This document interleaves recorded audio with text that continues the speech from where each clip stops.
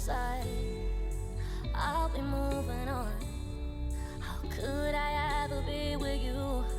After all you put me through, you feel like fever, fever every night. Fever, fever when we fight. Fever, fever in my head, in my mind.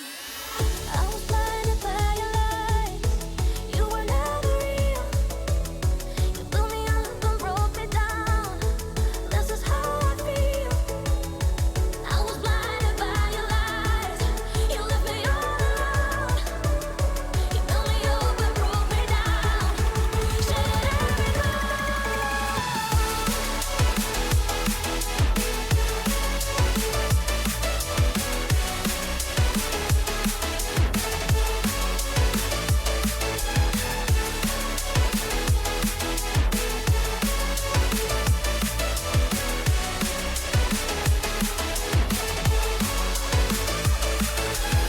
I was blinded by your lies.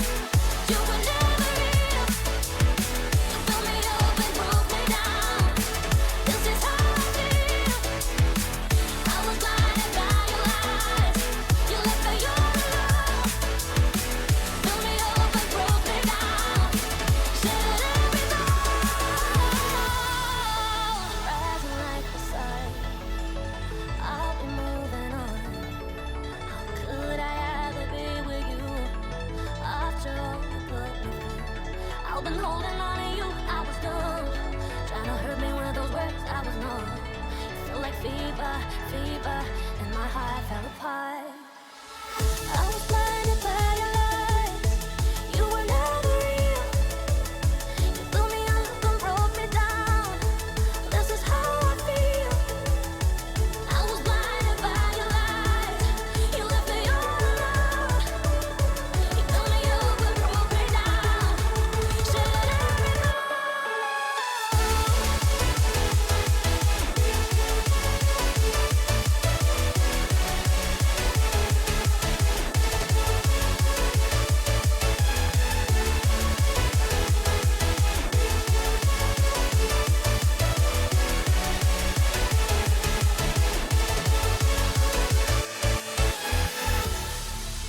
Rising like the sun, I'll be moving on. How could I ever be with you? After all you put me through, you feel like fever, fever every night. Fever, fever when we fight. Fever, fever in my heart, in my mind. I was blinded by your lies. You were never real. You built me up and broke me down. This is how I feel. I was blinded by your lies. You left me all alone. Built me up and broke me down. Shattered every bone.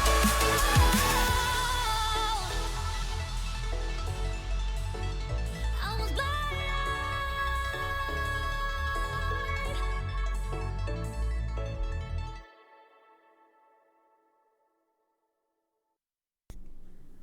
Welcome all to the Season 45 PBE and MIL PBE Semifinals. Hope you all are having an excellent Thursday. I am your host for today's stream, AJay887, and I am joined once again by the very talented Lord Parquad. Parquad, how are you doing today? Oh, you flatter me, AJ. I am fantastic. Excited to get another playoff sim done. Playoffs are always an exciting time, twists and turns that you never expect. So I'm ready. I'm ready to both either have my heart broken in some way or be very excited. So we'll find out. I think that's the emotion for a lot of these players and a lot of these GMs as well. Just hopes and dreams of making it to the World Series for 8 different teams. Only 4 of them will actually reach there and be able to play for the title and for the World Series rings on Saturday. So we're going to take you through a little bit of a preview for each of these matchups, and then we will quick sim game 1. For all of you who have not seen or maybe have forgotten one of our playoff streams, we will be quick simming every single game up until we have a elimination point. When a team has 3 wins in one of these best of 7 series, we will then watch every single game of that series from then on out, but we will be quick simming up until that point. So unless a team is on the brink of elimination, it's going to be a quick sim. And in between these games, we will be taking a little bit of time to check in with all the majors and minors GMs in their special playoffs channels to make sure that any changes that they might want to make in between games are adjusted in the sim before we get into the next games. But first up, let's take a look at some of these matchups. First of all, we have the Legends Conference Finals between the New York Voyagers and the Toronto Pathfinders. I'm going to disable BNN there. Not that we're going to be streaming this game, but just wanted to do that now. But New York versus Toronto. This is a rivalry, a repeat showing, whatever you want to call it. These two teams have matched up in the semifinals multiple times now in recent memory. In fact, it's at least four times in a row. This is now the 4th time in a row that these two teams have matched up. Toronto, the only team in the majors semifinals this year to have not ever had a World Series for their franchise. They have made it there back in season 43, 2 seasons ago. But they lost to Lunar Base, not Lunar Base, Cancun, I believe it was. Yeah, Cancun, in season 43, and then lost in the semifinals last season to New York, and were not able to make it back there last season. But it's their 4th straight semifinals appearance, and they beat Buffalo 3-2 in order to get here, and they have that home field advantage, being the number 1 seed in the Legends. Meanwhile, New York, they had a couple of recent World Series victories, as recent as season 42 and season 41, and they were just in the World Series last season, but they lost to Lunar Base 4-2. But they've made the World Series in 4 of their last 5 seasons, so they have had a lot of success in the semifinals, in particular in recent memory. And this is their 7th straight semifinals appearance. They've been in the semifinals for a long time. Parquad, any thoughts about these two teams matching up before we go ahead and sim game 1 between them? If New York doesn't win, it's because I wasn't there. That's all I'm gonna say. All right, fair enough then. I mean, no, it's always, it seems like, as we always come to see, it's going to be really good. I think it's going to come down to the pitching between these two teams. As a season in and season out, we see the Voyagers and especially the Pathfinders having some of the absolute most deadly rotations and bullpens that we tend to see in the PBE. So I think this is going to be one of those, I think it's going to be a rubber match really series between these two. Yeah, this is going to be another close one. I feel like it's going to be something where Dirk said 8th straight for the Voyagers. Has it been 8? 1, 2, 3, 4, 5, 6, 7, 8.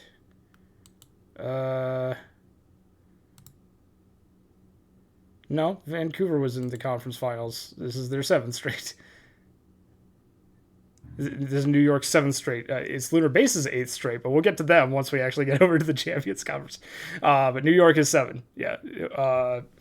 But anyway, threw me off my game there, Dirk, with your wrong information. But New York, ban on Dirk in chat, throwing off the streamer. You don't like that here. for any newer mods in chat, do not actually ban Dirk. But New York and Toronto, a matchup that has been very prevalent in the Legends Conference Finals for multiple seasons now. We're going to see where Game 1 takes us between the Voyagers and the Pathfinders. Game number 1 is going to go to the Toronto Pathfinders, who take the 1-0 lead, 9-4 the victory for them in the opening game of this 7-game set.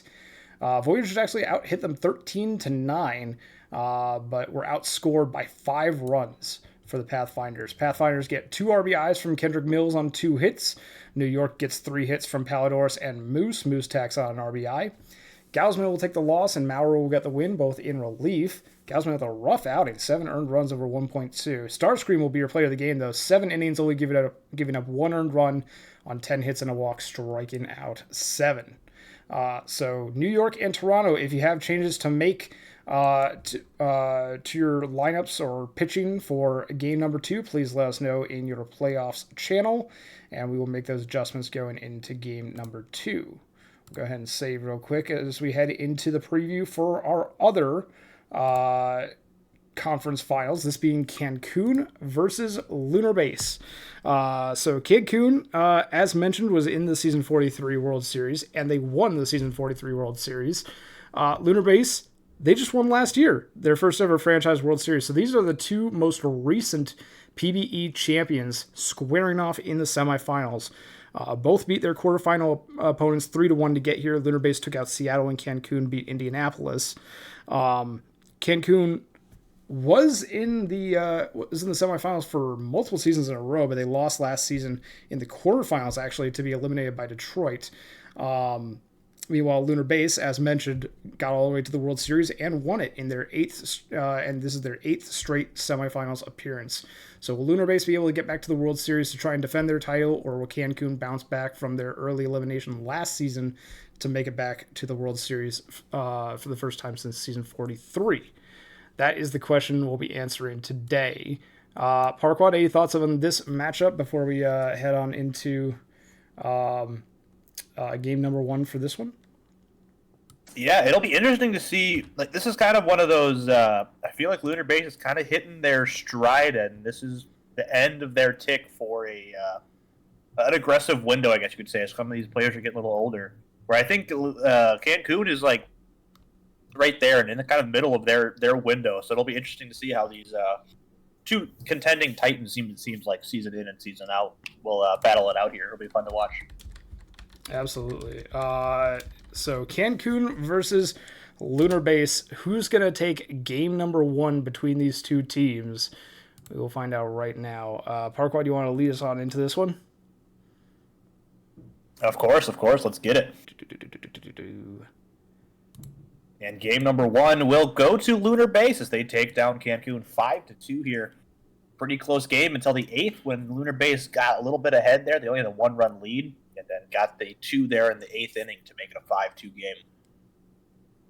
On Cancun's side, you had a couple of big bats there. Unruly Rowdy Diamonds are clear not cloudy, having himself a good day, but unfortunately not enough. Where Lunar Base there is led by Scumino Hulkabato and Ozymandias Albies, having some nice offensive numbers there. Nova Montaigne getting the loss, not even making out of the 5th inning, where HR Hypocrites had a nice 6 1/3, only giving up 1 run for the win. And he's also getting the player of the game here, so it's a good start there for Lunar Base. Yeah, both number 1 seeds getting the win here for the first of their 7-game sets. Toronto and Lunar Base, both the number 1 overall seeds, I believe, for their conferences, if I'm not mistaken. Excuse me.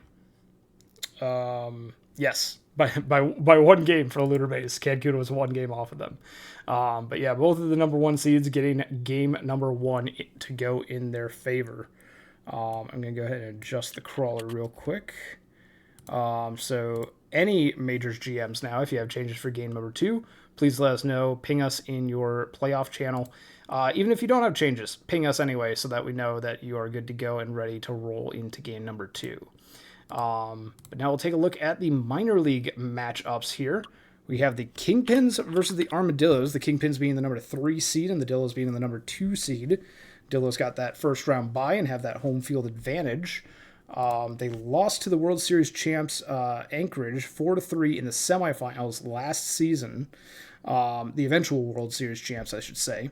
Anchorage did beat them, advanced to the World Series, and actually played Amarillo's now opponent Chicago in that World Series and defeated them 4-1. Chicago had to actually work their way into the semifinals here after a 5-game set against the Kansas City Hepcats, barely winning in a narrow Game 5. And by narrow, I mean it wasn't narrow at all. Game 5 was quite a big win for Chicago. But the Kingpins just appeared in the World Series last season, but they haven't won it since season 40, while the Dillos haven't appeared in it since the last time they won back in season 41. We've got Kim Ji-woo on the mound versus Jay Blanco for game number 1 between these two teams. Parquad, I know neither of these teams are your team in the minor leagues, but I assume you have quite a few notes on both these teams, being a minors GM. Yeah, and the notes are these are two of the best teams that we've seen, season in and season out, especially Chicago. The Dillos kind of finally hitting their stride with a nice, good core there. Obviously finishing the 2 and the 3 seed. So this is kind of a big match that you expect to see between these two. And it's really, I think it's going to come down to, which always comes down to for Chicago, is their pitching against that Dillos offense, as it's going to be a fun one to watch for sure. And we'll see which team is going to take game number 1 here. Will the Dillos get game number 1 and prove their dominance as the number 2 seed, or will the Kingpins continue their hot streak coming in off of a win in the quarterfinals? Game number 1 between Chicago and Amarillo is going to go to the Chicago Kingpins, who keep their momentum going with a 5-3 victory over the Dillos. 8 hits apiece for these two teams. Kingpins struck early with 2 in the first and 3 in the fourth and held on throughout the rest of the game. We have 2 hits and 2 RBIs from Tyler Toxum on the side of the Dillos. For Chicago, though, Dawson with a 4th inning home run solo shot and 3 hits for Jobu the catcher will be your 2 highlight performances from the Kingpins on offense. Goat Biscuit will get the win in relief with 2.1 shutout innings. Phantom gets their 3rd save of the postseason, and Kim Ji-woo will get their first loss for the Dillos. Furimu Jobu, your player of the game for this one. And now we only have one more series to preview and to go through game number 1 here, and that is your team, Parquad, the team that you GM in the Florida Flamingos, getting their first look at playoff ball of the season against the Louisville Lemurs, who came into this off of a 3-1 victory over the Brew City Bears in the quarterfinals. Lemurs were eliminated in the last season in the semifinals, 4-1 to Chicago.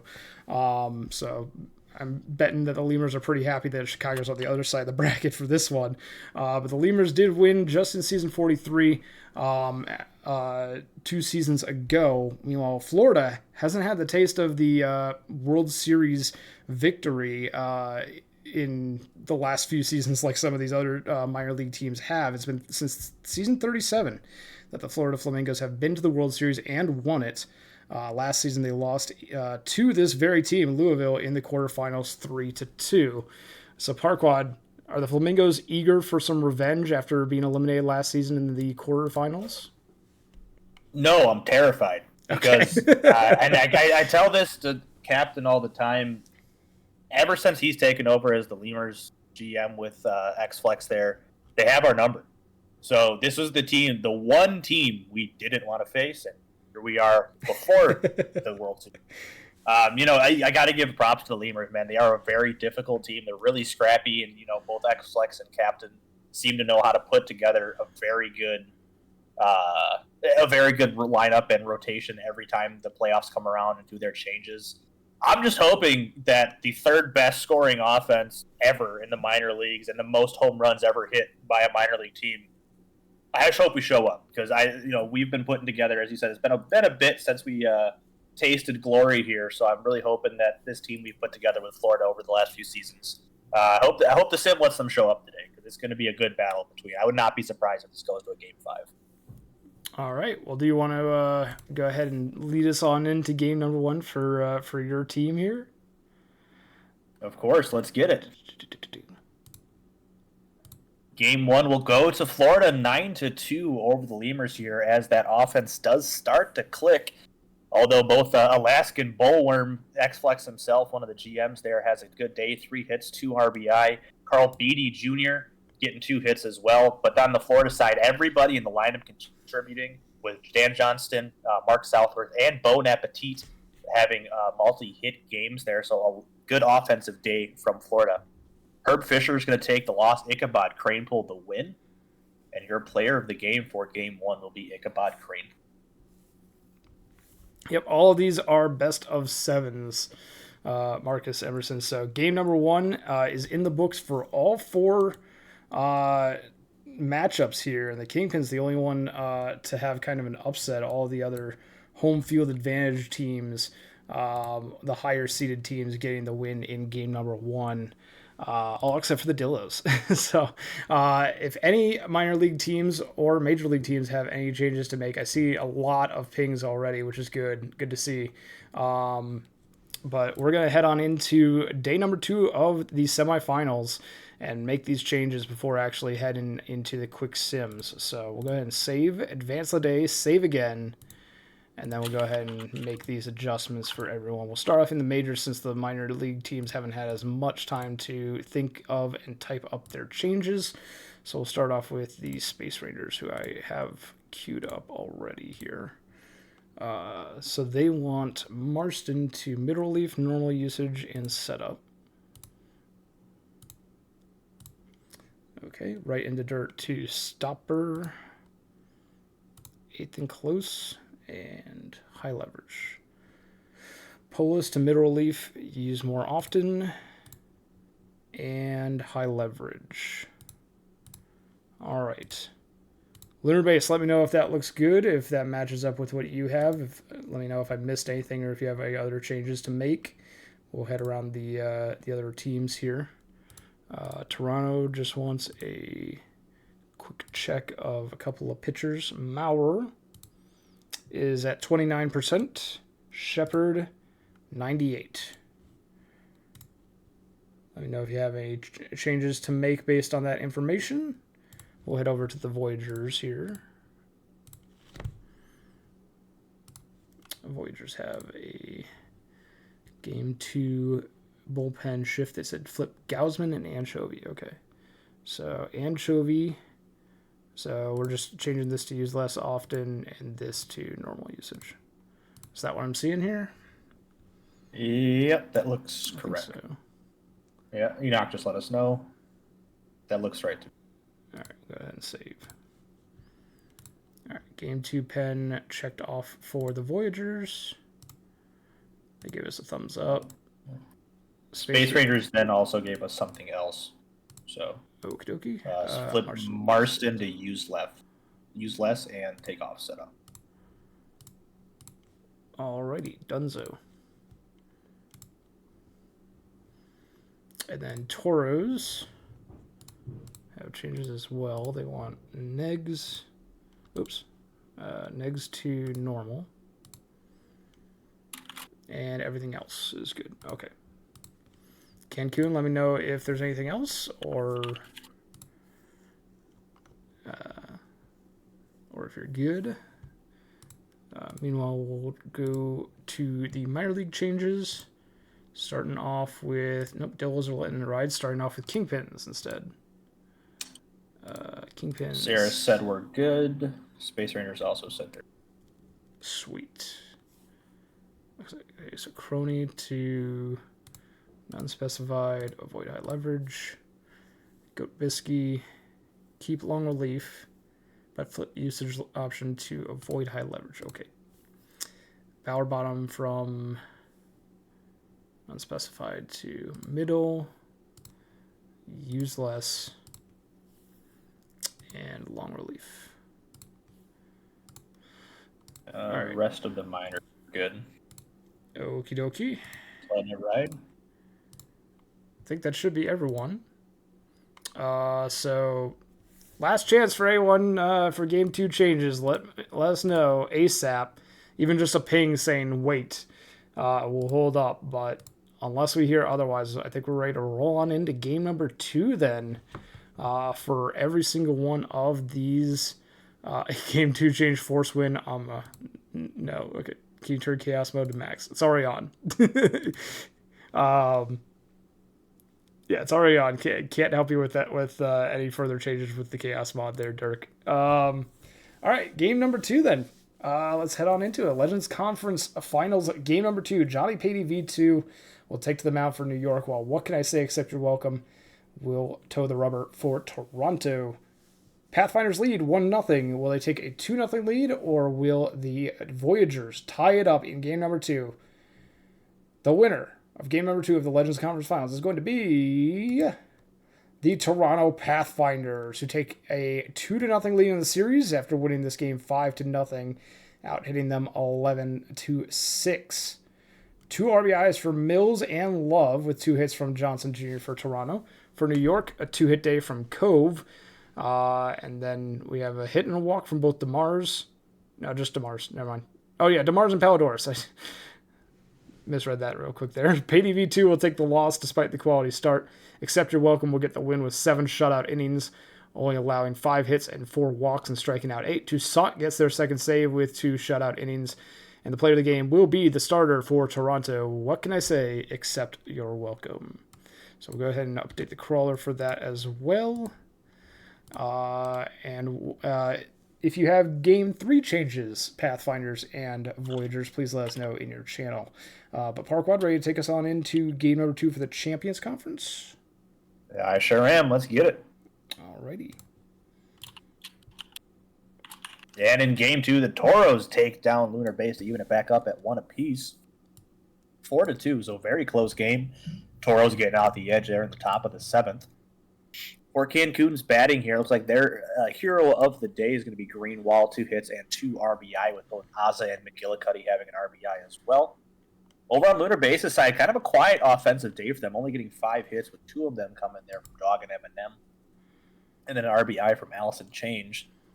Going down to the pitching here, Ryan Knock only able to go through, not even get out of the 5th inning. So Ike Sampson takes the win in relief. Fielder the save. Macarena the loss. Your player of the game is going to be Greenwald. All right, so we have a 2-0 lead for Toronto and a 1-1 tie for the Champions Conference Finals, which means this will not be a 16 streamed game sim, which makes me very happy.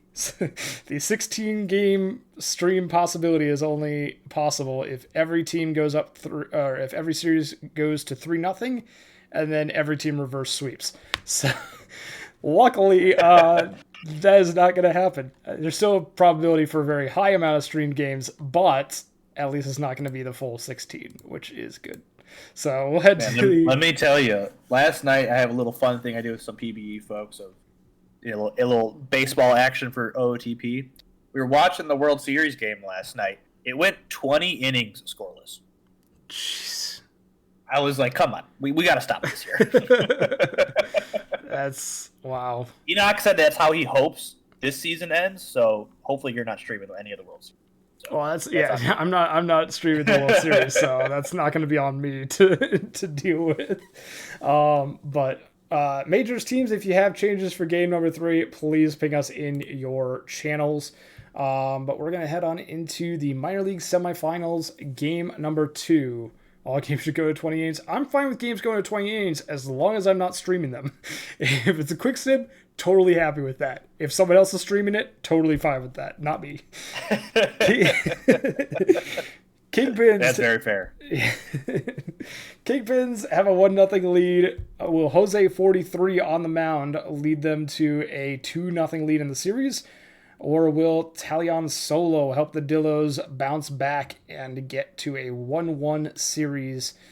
Game number 2 for the minor league semifinals is going to go to the Chicago Kingpins, who take a 2-0 lead. Wow. 6 runs in the top of the 9th.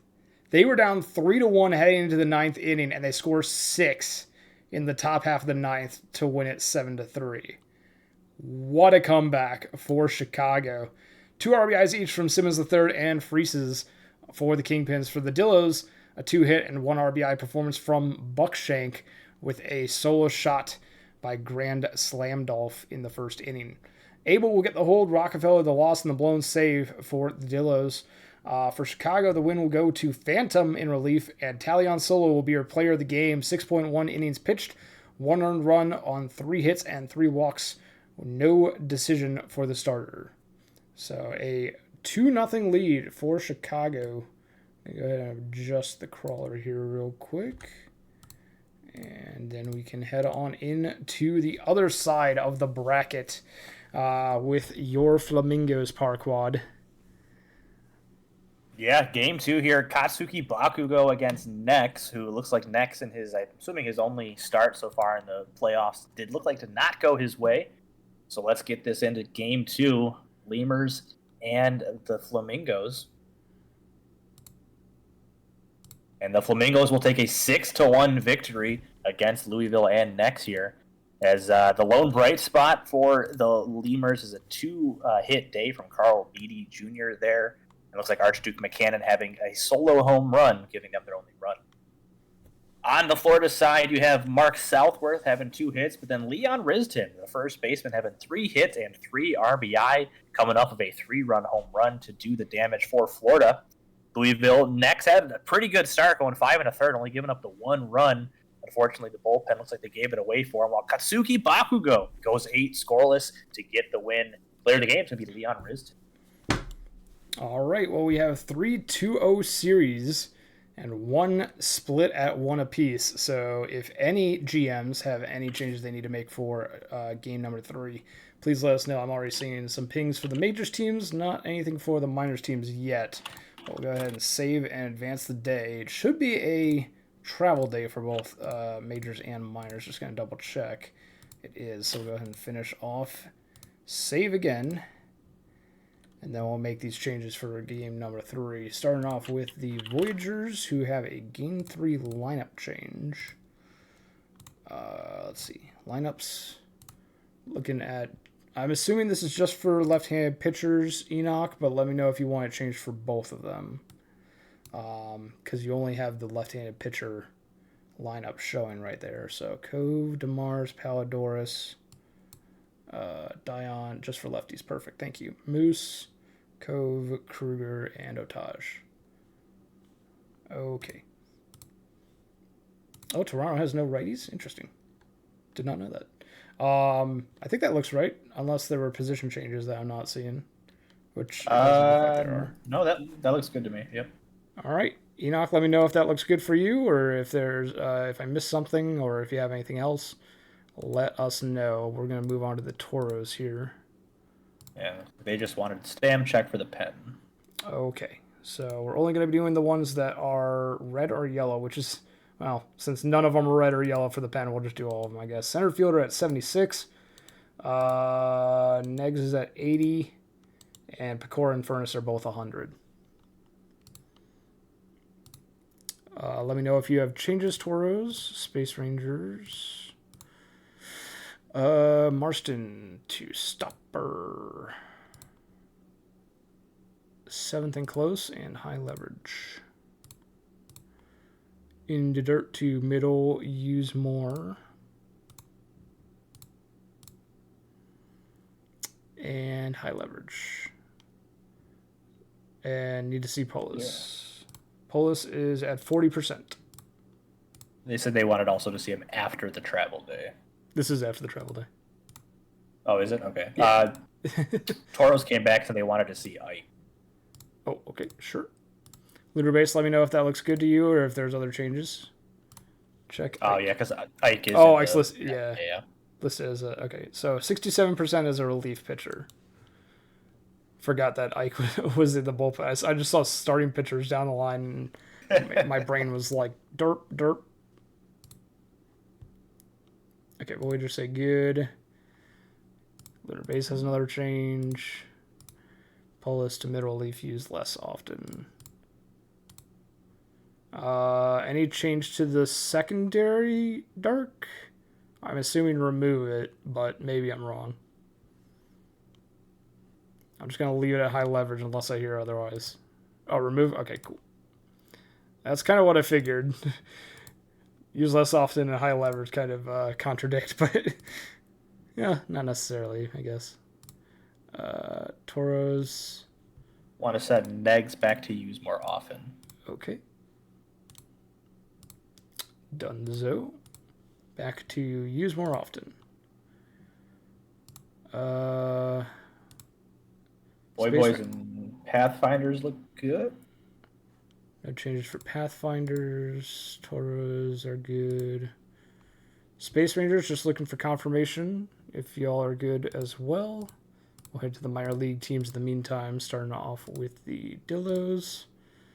Stamina for Abel and Rockefeller. Abel is at 49.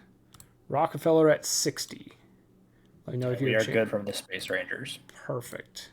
Dills, let me know if you have changes based on that information. Kingpins have changes. Perez to none specified, avoid high leverage. Crony to middle leaf normal usage. Done. Farnsworth, keep middle leaf, use less often, and avoid high leverage. Or remove high leverage. Phantom to middle leaf, use less often, and remove the high leverage. And then they wanted Crony to be middle relief normal. Oh, you already did that. Sorry. Yep, I didn't see him at the bottom there. Yep, gotcha. I think that's all the changes that the Kingpins had.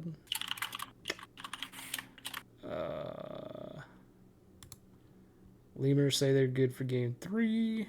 Nothing from the Flamingos. Can I just get a stamp check? Just to see. I don't know. Yeah, don't have to go and do anything. I just want to see. That's not the right team. We're good. All right, cool. Good? Okay. Dillas have changes. So we'll go back to them. Trongleman to mirror leave, use more. Okay. Works to middle leaf normal. Able to. Oh, Rory asked for a Rana stamp check. So yeah. Oh, snap. None specified, avoid high leverage for Able. Zodiac, I assume that these do look contradictory. I'm assuming you want me to remove the secondary role for Able as well.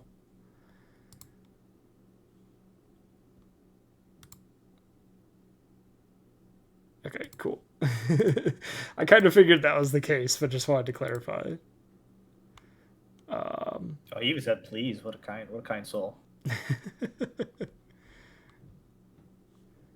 All right, and all of the Rana's pitchers are so exhausted that they can't pitch. So there's the stamina check for that. I don't see any other changes, so I think we're ready to head on into Game 3 for all these series. But ping us in your channels if we're wrong about that and you have any changes. But I think we're ready to head on into them. So starting off with Toronto versus New York. Pathfinders have the 2-0 lead over the Voyagers. Thrasterson versus Crawford on the mound. We'll see if the Pathfinders can take a 3-0 lead and force the Voyagers to need to reverse sweep to get to the World Series. Or will the Voyagers take their first game here in game number 3? Game number 3 of the Legends Conference Finals, it's going to go to the Toronto Pathfinders. 3-0. They're one win away from the World Series. New York has to reverse sweep to get back there. But the Pathfinders take a 3-0 lead in the series after a 6-4 victory here. 9 hits to 8. 3 RBIs for Mo Love. 2 hits each for Mills, Love, and Lewis. For New York, 2 RBIs for Moose and 2 hits for Bellick Cove. And Kruger with a solo shot in the first inning. Sorry, 7th inning. Crawford will take the loss on the start. Thrasterson gets the win. Mo Love will be your player of the game. Cramlin with the hold, Maurer the save. Thrasterson will tie the Toronto Pathfinders playoff game records for 12 and then set it with 13 strikeouts of the Voyagers, setting a Pathfinders playoff game record. And Pilsudski will tie the Legends playoff game record for a record that you might not want to have, that being strikeouts with 0 for 5. Is that a platinum sombrero? What's 5 strikeouts? Well, because golden is 4, right? I think so. Yeah, I think gold is 4, which Franklin DeMaris got, by the way. He got a golden sombrero and a platinum sombrero. Oh, man. That's always fun to see. All right, so Toronto takes a 3-0 lead in the series. We'll go ahead and adjust the crawler here, which means we will be watching every game of the Legends Conference Finals from here on out. Game number 4 and any subsequent games of that series. What we won't be watching Game 4 of is going to be the Litter Base Space Raiders and Cancun Toros. That one's going to be quick simmed. But you want to take us on into game number 3 here? Yeah, we got Wayne Wheeler and Mano Wright battling it off in this 1-1 duel here. Let's see if Wayne or Mano Wright can get this one. It will be a 7-4 victory for Lunar Base over Cancun. As Lunar Base's bats have a very good game. 11 hits, 7 runs scored. You got Cali Alvarez with 4 RBI there in the 2-hole, with the top 3 batters all getting multiple hits, with Rake in the Lake down there in the 8-hole getting 3 as well. On Cancun's side, not a lot of offense there outside of the 8-hole, with Chadwick McGillicuddy having 3 hits, a couple solo shots, including one from Chadwick. But their offense was unfortunately not up to the task like Lunar Base. Mano Wright's going to get the win. Wayne Wheeler will get the no decision, only lasting 4 1/3. Pecora getting the loss. There, the game's going to go to Cali Alvarez. All right, so 2-1 lead for Lunar Base, while Toronto puts the Voyagers on their heels. We'll head to the minor leagues, but Majors GMs, if you have any changes to make for game number 4, please let us know as soon as possible in your channels. So that we can make sure that those changes are made prior to game number 4. We have 2 more possibilities for 3-0 leads here, with Chicago and Florida both leading their series 2-0. But we'll see if either the Dillos or the Lemurs can get on the board here in game number 3. Starting off with the Dillos versus the Kingpins. Smith versus Heiderscheid on the mound. Will Heiderscheid help lead the Kingpins to a 3-0 lead, or will Robert Smith help the Dillos to get their first game of this series on the board? Game number 3 is going to go to the Amarillo Armadillos, who now trail only 2-1 as opposed to 2-0. That's definitely a better situation if you're a Dillos fan. 6-2 the victory here, 15 hits to 10 on the hit column. We have 2 hits and an RBI from Simmons III at the top of the Chicago batting order. Multiple other players on Chicago with 2 hits. For Amarillo, a 3-hit, 1 RBI day for Slamdolf, and Bernard will knock in 2 at the top of the order there with a triple in the 2nd inning. Bahaj will get the win in relief, while Heiderscheid will get the loss on the start for Chicago. They gave up 3 unearned runs. Yikes. Probably it looks like a costly error maybe from Freeses there. But Grand Slamdolf will be your player of the game for the Dillos, who get their first win of the series in game number 3.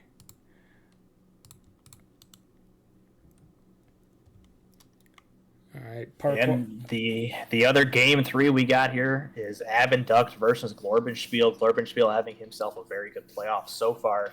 But here we are back in Louisville, who is 1-1 so far at home in the playoffs. So let's see how game 3 goes. And it will be a 2-0 rubber match that goes to the Flamingos to get a 3-0 lead here in the series. As over on Flamingo's side, you have D. Fernandez getting 3 hits. Leon Risden continuing to have himself a good round of playoffs here, getting 2 hits and 2 RBI, with Amy 43 having 2 hits as well. Louisville only able to muster 5 hits, and 4 of them coming from Nick Jr. and T-Rex Dan. No extra base hits, though, so there's a bunch of singles. For pitching here, Abendux going to get the win, going 6 scoreless. Baron Samity is going to get the save. Glorbenspiel will take the loss. And your player of the game will be Benjamin Abendux. Alrighty, so we will be watching 2 game 4s. The first one between New York and Toronto, the second one between Florida and Louisville. While we'll be quick simming game 4 for the other 2 series. So any changes that need to be made, majors and minors GMs, please let us know prior to game number 4. We're going to go ahead and save the game, advance the day, and then we're going to make those changes for you. Starting off with the majors teams, the Voyagers will be starting off with a strategy change here.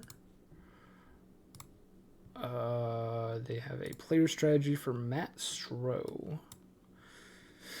We want the hook as starter to be maxed. Hook as relievers, fine. Pitch around is the same. Right? So just the star hook change? Okay. Yeah, I think it's just that. And then 120 pitch count as well. Okay. And then the pitching bullpen. Let's see. Middle relief for Ness. We have used more often for Rosas. To clear the secondaries completely. We have used more often for Rosas, used less often for Gausman, normal for Ness, and Anchovy to avoid high leverage. And then closer and Melgar are fine. All right. Does that look good, Enoch? Let us know if we missed anything or if you are good. Toros. Stamp check for the bullpen and Ike. Ike is at 46% tired for relief pitching. Center fielder 96. Furnace is good. Negs is at 60 and Pecora is at 38. So Toros, if you have any changes based on that information, let us know. Space Rangers. Stamp check for certain pitchers. Absolutely. Marston, Dirt, and Polis. Okay. Dirt is at 96% for relief pitching. Marston, 44. And Polis, 67. Pathfinders have stamina check for the bullpen. All right, Doctor 100, Maurer 78, Shepard 100, Toussaint 91, and Cramblin at 64. Majors teams, let us know if you have any changes. I see a few of you type in Kingpins. We'll go check on in the meantime. As it looks like they're the only... Oh, yeah, there we go. Looks like they're the only minor league team to have changes so far. Bauer bottom to none specified, avoid high leverage. And I think that was previous, wasn't it? No. It doesn't. Oh no, sorry. Yeah, you're right. My bad. I got mixed up on the timestamps. Can you type out to Steinbach if they want the secondary role for bottom removed? Crony, unspecified, avoid high leverage. Oh, yeah, he said blank, secondary okay. removed. Yep. I thought you couldn't hear us, Steinbach. Okay. Phantom to stopper. Sorry, I forgot. There we go. Stopper, eighth and close, and high leverage. Okay. No changes to Farnsworth and Perez from none to middle relief use less often.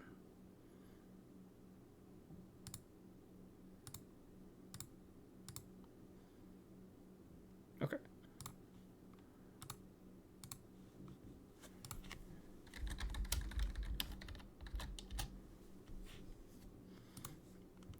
Okay, Space Rangers do have changes. Any minor league changes? It looks like Lemur said good for game 3, but not for game 4. Yeah, so far it's only been Zodiac Kingpins? asked for check for Abel, I think.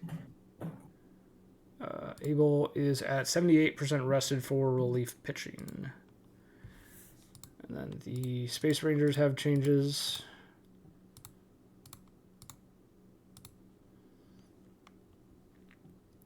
In the dirt to stopper, eighth and close, high leverage. Okay. Pull us to middle relief, normal usage. Green to middle relief, normal usage, none. Marston to middle relief, use less often.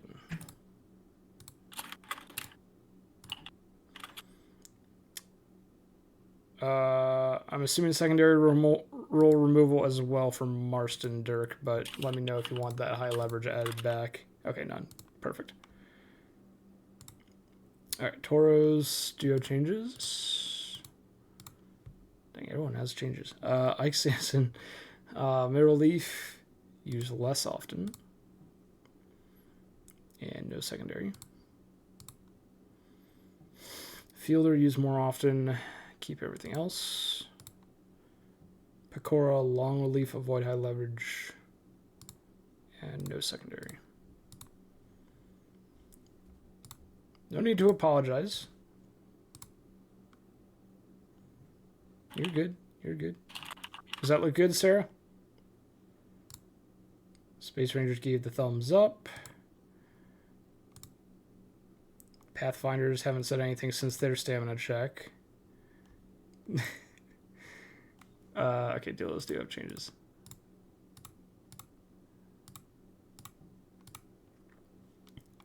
Nathan Abel to closer. Eighth plus or later. Trongo Man to middle lever. Middle leaf. Sarah, I love that just out of context. We're good. I'm Canadian. Just take that out of context. Cast it.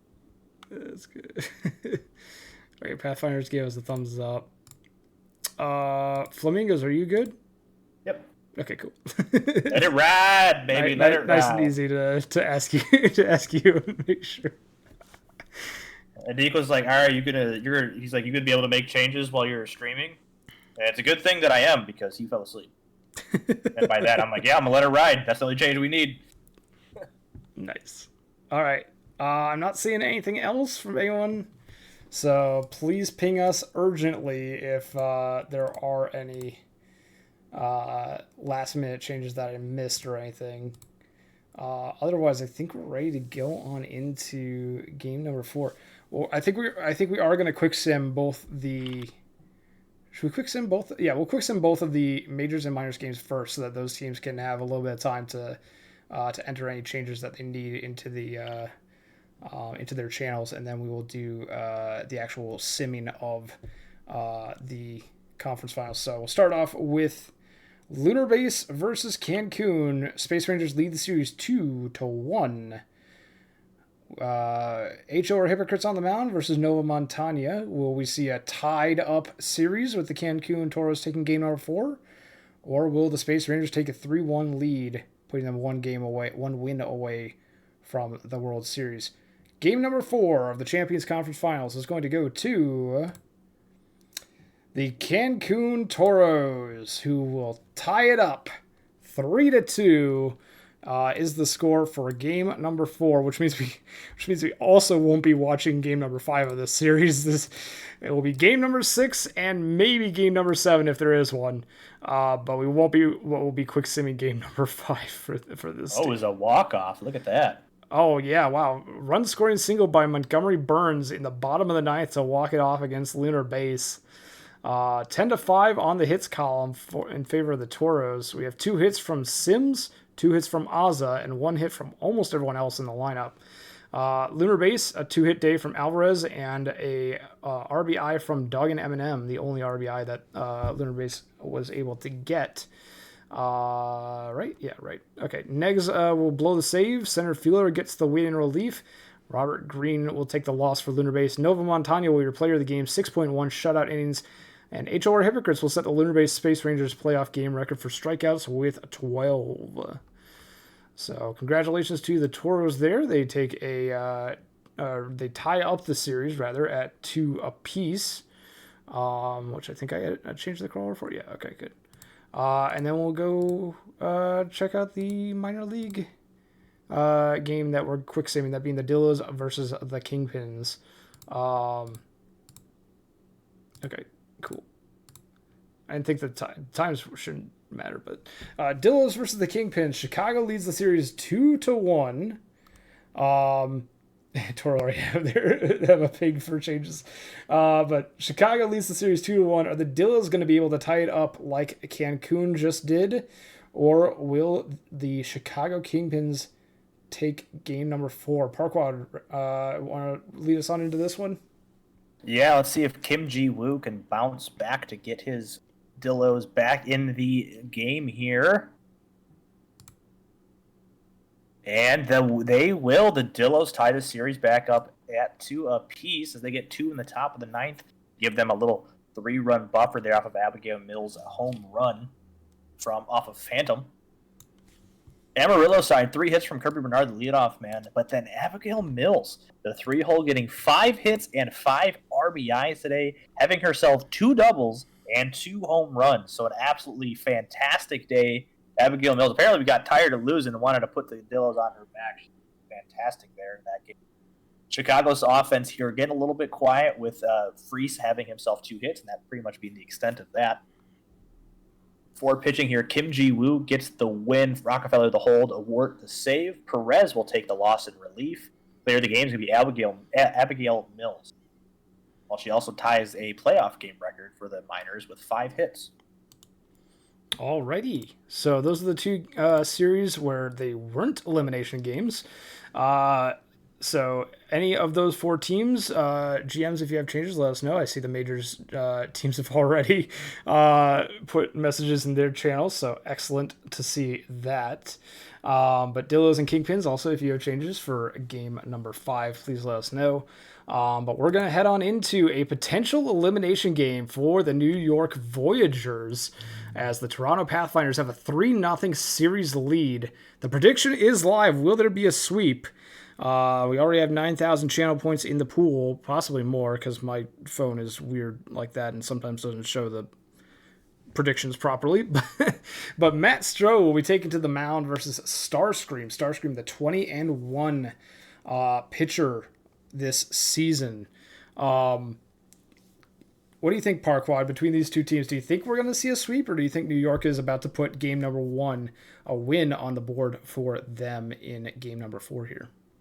I mean, as much as I love New York, it's going to be a tough uphill battle here against Starscream. One of, if not the best pitcher in the PBE this season, and against an offense for New York that's really kind of fallen flat here in the playoffs so far. And it's really going to come down to how well Stroh can keep those Toronto bats in line to give his offense a chance to do something here. You talk about those Toronto bats. One name that really stands out is Joseph Pilsudski, 328 average in the playoffs so far, which is very impressive for how many games that they've played already to this point. Usually, if you're struggling in the playoffs, that average will show it. That is not the case for the quarterfinal MVP of Joseph Pilsudski. I think those are their regular season stats listed there. Otherwise, if you had 26 home runs. Oh, yeah, you are absolutely right. Ignore most of what I just said there. But he is the quarterfinal MVP. But he's almost hitting 500 off Stroh. So let's true. say that.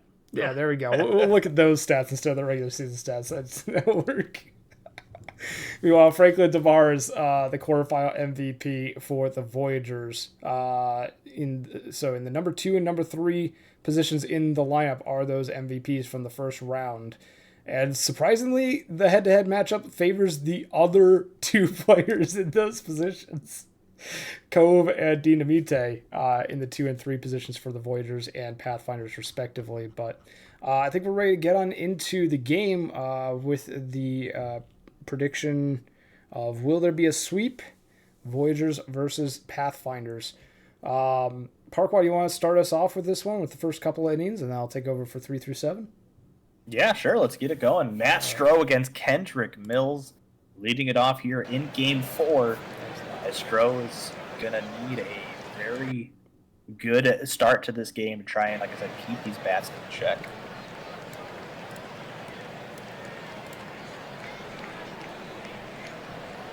Is that loud for chat too, or is that just loud for me? And I need to just turn down my headset. Okay, chat doesn't seem to care. All right, let's go. Yeah, if the game audio is a little too loud, just let us know. Oh, it is loud? Okay, it is loud.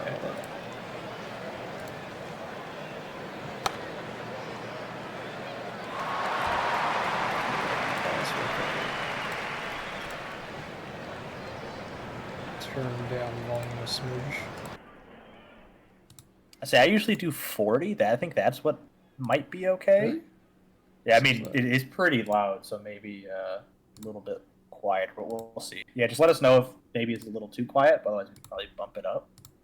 But, I know I had mine relatively low just to record, and it was kind of blowing my ears out. All right, Pilsudski will come up here now with Mills flying out into left field for out number 1. Pilsudski will fly out for out number 2. Dinamite now having himself a 2-out walk.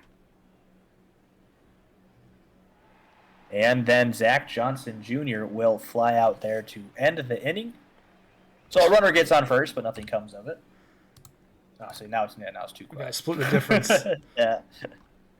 So my bad. I thought I knew. I was wrong. I apologize. We'll split the difference at 70.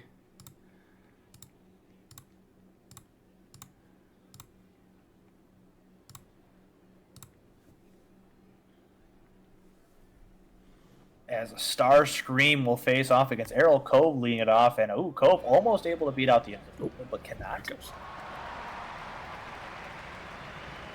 Bella Cove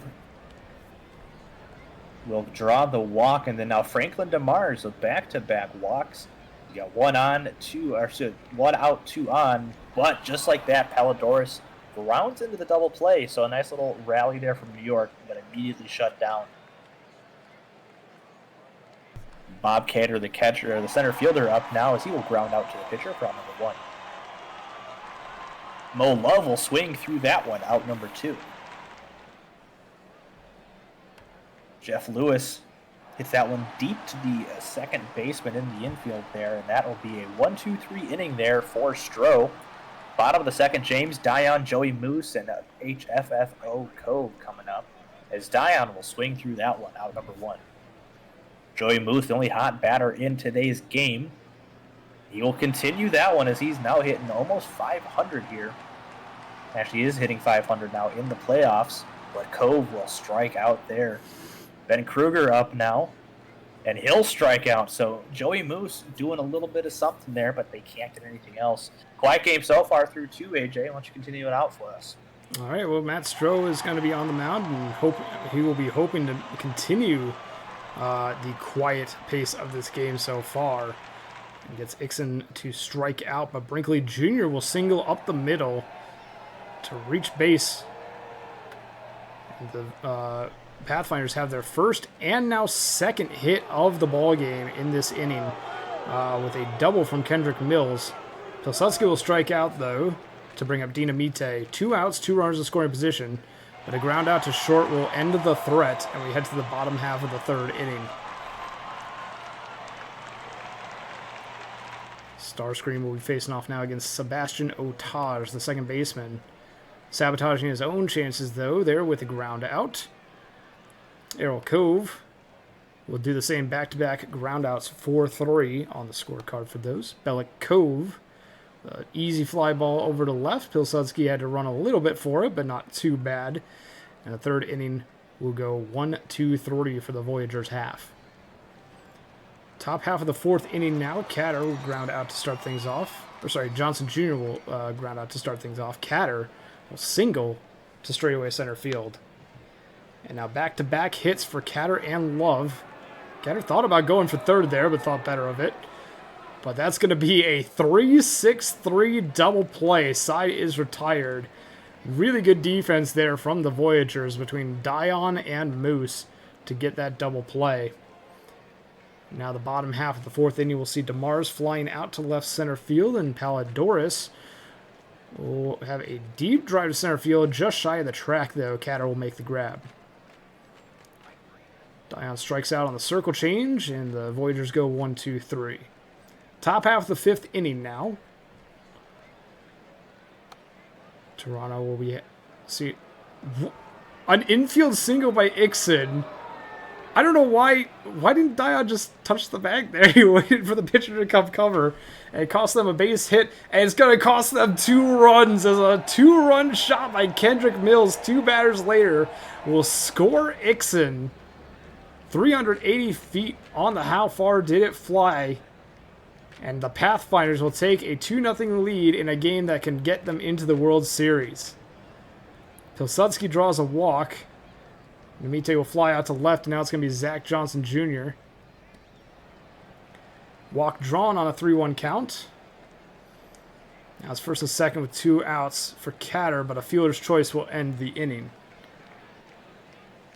Not quite sure what happened in that one, but what did happen was 2 runs crossing the plate for Toronto as they take a 2-0 lead. And Starscream will take back to the mound to retire Moose on the ground out. But Habs fan from Ontario Cove is going to go yard 390 feet. And the Voyagers will get on the board here with a solo shot from Cove to make it 2-1. Kruger strikes out on the circle change from Starscream. Now it's going to be Otage. No one on, 2 away. A base hit from Otage. That's going to be at least 2. It's going to be exactly 2. Safe at second with a double. And now Errol Cove. Oh no, it's biffed at third baseman. Johnson Jr. with an error. And now Cove will steal second. Bellet Cove with a base hit that's going to tie up the ball game and then put the Voyagers in the lead. As Bellet Cove with a 2 RBI double. DeMars draws a walk, and now it's going to be Palladorus first and second, 2 away. Fly ball left, it will be diving caught by Pilsudski to put the Band-Aid on to stop the bleeding here. 3-2, the Voyagers take a lead for the first time in this ballgame. Pathfinders have a chance to strike back, though. They'll start off with Love striking out, though. And Lewis will get on board. Infield hits. I thought the throw might have beaten him there. Oh, the pick off. They caught him stealing is officially what it's called on the feed. Ixon will single, and now it's going to be Brinkley Jr. Fly ball into center field. It's going to be caught. Toronto gets a couple of base runners, but no one scores. Voyagers still out in front 3-2 as we head to the bottom half of the 6th inning. It's going to be Dion first up. Drawing a walk on 4 pitches. Now Joey Moose will also walk on 4 pitches. 8 straight balls here. Now O Cove will ground into a fielder's choice. Dion will advance to third. We have runners at the corners now with 1 out, and that's going to get into the corner for Kruger. RBI double for Ben Kruger to make it second and third with 1 away and a 4-2 ball game. Otage is going to walk. The bases are loaded. They get the runner at home. They throw into first, no double play. But it's a fielder's choice at home to retire the runner and put the second out on the board for the bottom half of the 6th inning. Maurer will come in to pitch and get the first batter they face to fly out to straightaway center. Voyagers get another run. They threaten more, but they are only able to go up 4-2 here as we head to the top half of the 7th inning. Mills will fly out to center. Now it's going to be Pilsudski. Romeo Rosas, the new pitcher, retires Pilsudski, and now Dinamite with 2 outs and nobody on. A fly ball into right center field, and that will finish the top half of the 7th inning. Bottom half of the 7th inning coming up after the stretch here. The Voyagers looking to add on to their 2-run lead. DeMars will ground out to short to start things off. Palladorus 0 for 3 on the day, make it 0 for 4 as the strikeout on the knuckle curve will send him back to the dugout. James Dion with a ground ball is short over to first in time, 1-2-3 for the Voyagers. And this game has come back in favor of them, and Parquad will take you the rest of the way for this one. Yeah, let's see if Toronto can come back to get the sweep or if the New York can stave off another game. It is quickly 2 outs here before they fly out for Johnson and a strikeout for Catter. Mo Love up now, and Mo Love will ground out to the second base. But another 1-2-3 inning here for New York as Romeo Rosas continues to have some scoreless relief pitching. Bottom of the 8th will start off with a strikeout from Joey Moose. HFFO Cove coming up now with 1 out. 2-2 pitch from Maurer. And he'll get Cove out there for out number 2. Ben Kruger, the left fielder, coming up. Another 2-2 count. And Maurer will strike out the side there. So it's still top of the 9th. Only a 2-run game, so very much in reach for Toronto. This is their last chance against Anchovy. Jeff Lewis, the hot-hitting bat for Toronto. Oh, no, he beats it out. The shortstop not able to get it out fast enough. Infield single for Lewis. And then Ixon, the cold-hitting DH, gets that one to the left, but the runner's stuck at second. And then just like that, 2 of them are erased. So last chance, Kendrick Mills, man on third. And that will be the ball game as Isla Anchovy completes the save and New York gets their first game and staves off the sweep. Something myself and Dust always say is hits. Hits don't always matter. As Toronto had 10 of them, double what New York had. Unfortunately, could not do much with them, only getting those 2 RBI off of the 2-run home run from Kendrick Mills, with Lewis and Ixon having 2 and 3 hits apiece. And like on New York, the long ball was doing work. You have HFFF Cove having himself a solo shot, and then both Otaj and Kruger having very key doubles there in the 5th and 6th inning to get them some runs. Starscream's going to take the loss, Stroh the win, and Chovy the hold. Player of the game is going to be Matt Stroh. Well, we will be seeing a game number 5 for that one as well. So, Majors GMs of the Pathfinders and Voyagers, if you have changes to make, please let us know. You got a whole streamed game in between then and now, though, as we'll be seeing the Florida Flamingos take on the Louisville Lemurs in a potential sweep situation for Florida. We didn't see it for Toronto, but will we see it for the Florida Flamingos? It's going to be Ichabod Cranepool on the mound for the Flamingos, while Herbert Fisher will take to the mound for the Lemurs. We'll go ahead and pause the play-by-play, make sure everything looks good before starting things off there. But Parquad, you mentioned that this is a team that you said you were quote-unquote terrified of. Was that the word that you used? Exactly, yeah. And I mean, I still am. I mean, the Lemurs have had our number, I think, like I said, for the last 4 or 5 seasons, as they're the one that eliminated us in the first round of the playoffs last season. And until we move on, I'm not going to take anything as final. So I have faith in the Lemurs of somehow ruining this season for us, but it's going to be a fun season or fun series to watch either way. So I'm pretty excited. Alrighty, well, I think we're about ready to get on into game then. We got to keep things moving with the potential for a lot of streamed games in this one. Miners sweep was the prediction. You got a little bit more time, as we'll try and kill a bit more time here before that prediction closes. But pretty even split on that head-to-head. 6 in favor of the Flamingos, 4 in favor of the Lemurs. But you got some really big threats in that Lemurs lineup to be aware of. Both lineups actually have a lot of really big threats. Multiple batters hitting over 300 in this season.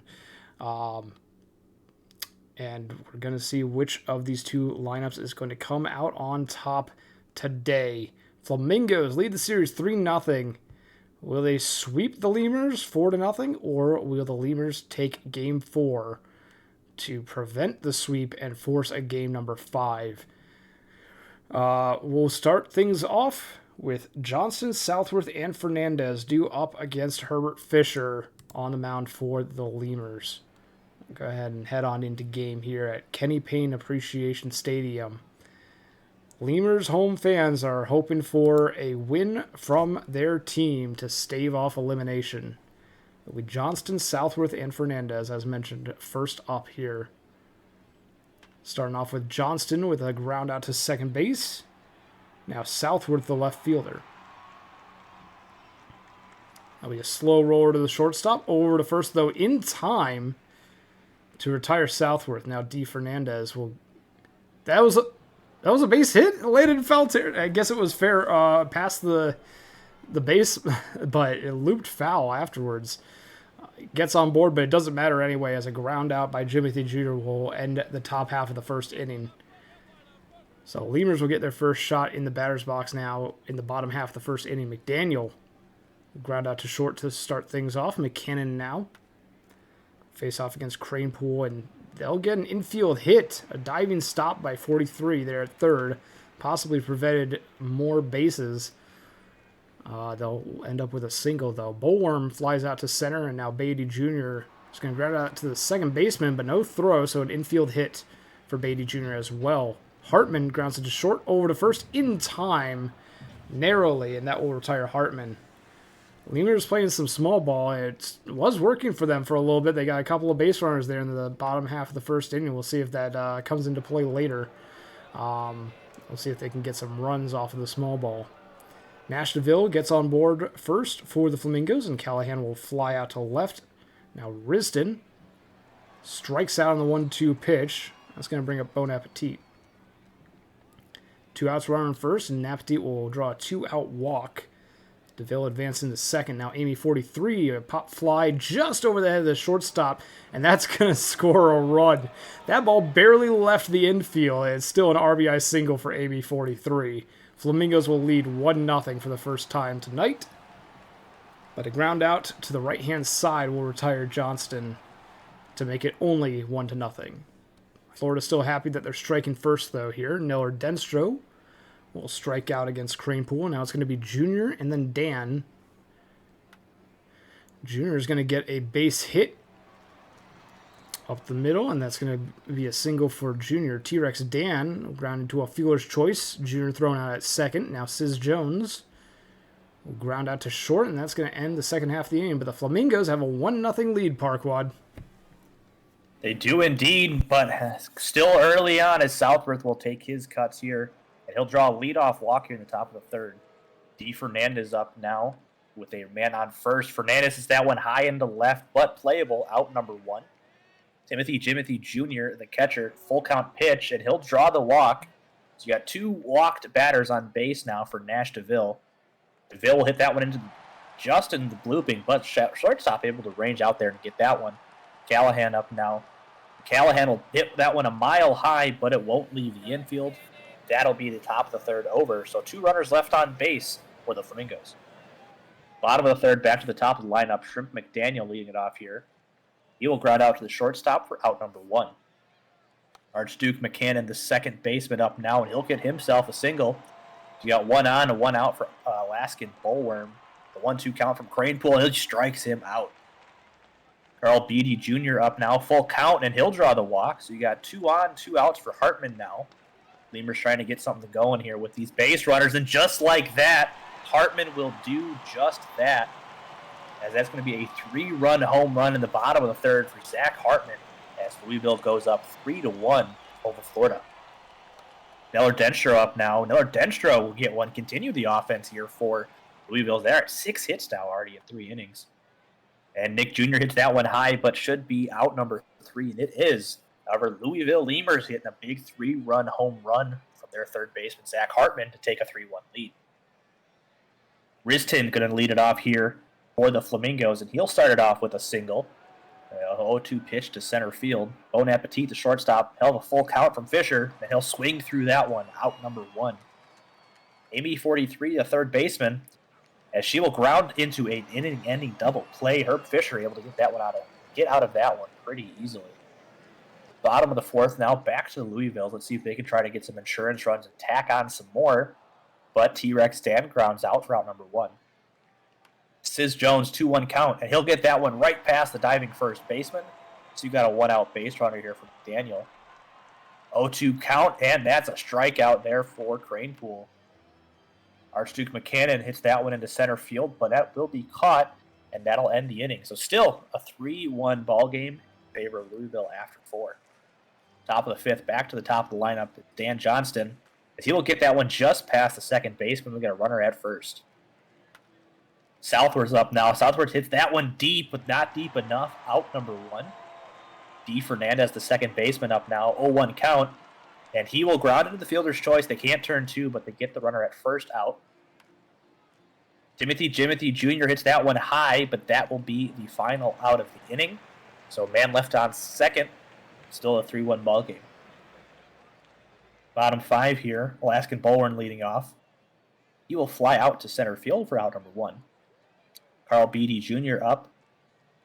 He'll hit that one into left, and that was going foul, but a nice play by the left fielder there for out number 2. Zach Hartman, the man who's doing the job here, and he'll strike out. So a 1-2-3 inning for Cranepool. Top of the 6, we have the 5, 6, and 7 hitters up for Florida. Nash DeVille having himself a nice little game so far, going 1 for 2, and he'll dump that one into left field. Make that a 2 for 3 day. Full count to Callahan, and Callahan will draw the walk. So you got 2 on, no outs for the hot-hitting Riston. 0-2 count, and he'll strike out there. Bon Appetit, the shortstop. 2 on, 1 out. 1-2 count from Rory Whitaker, the new pitcher, in.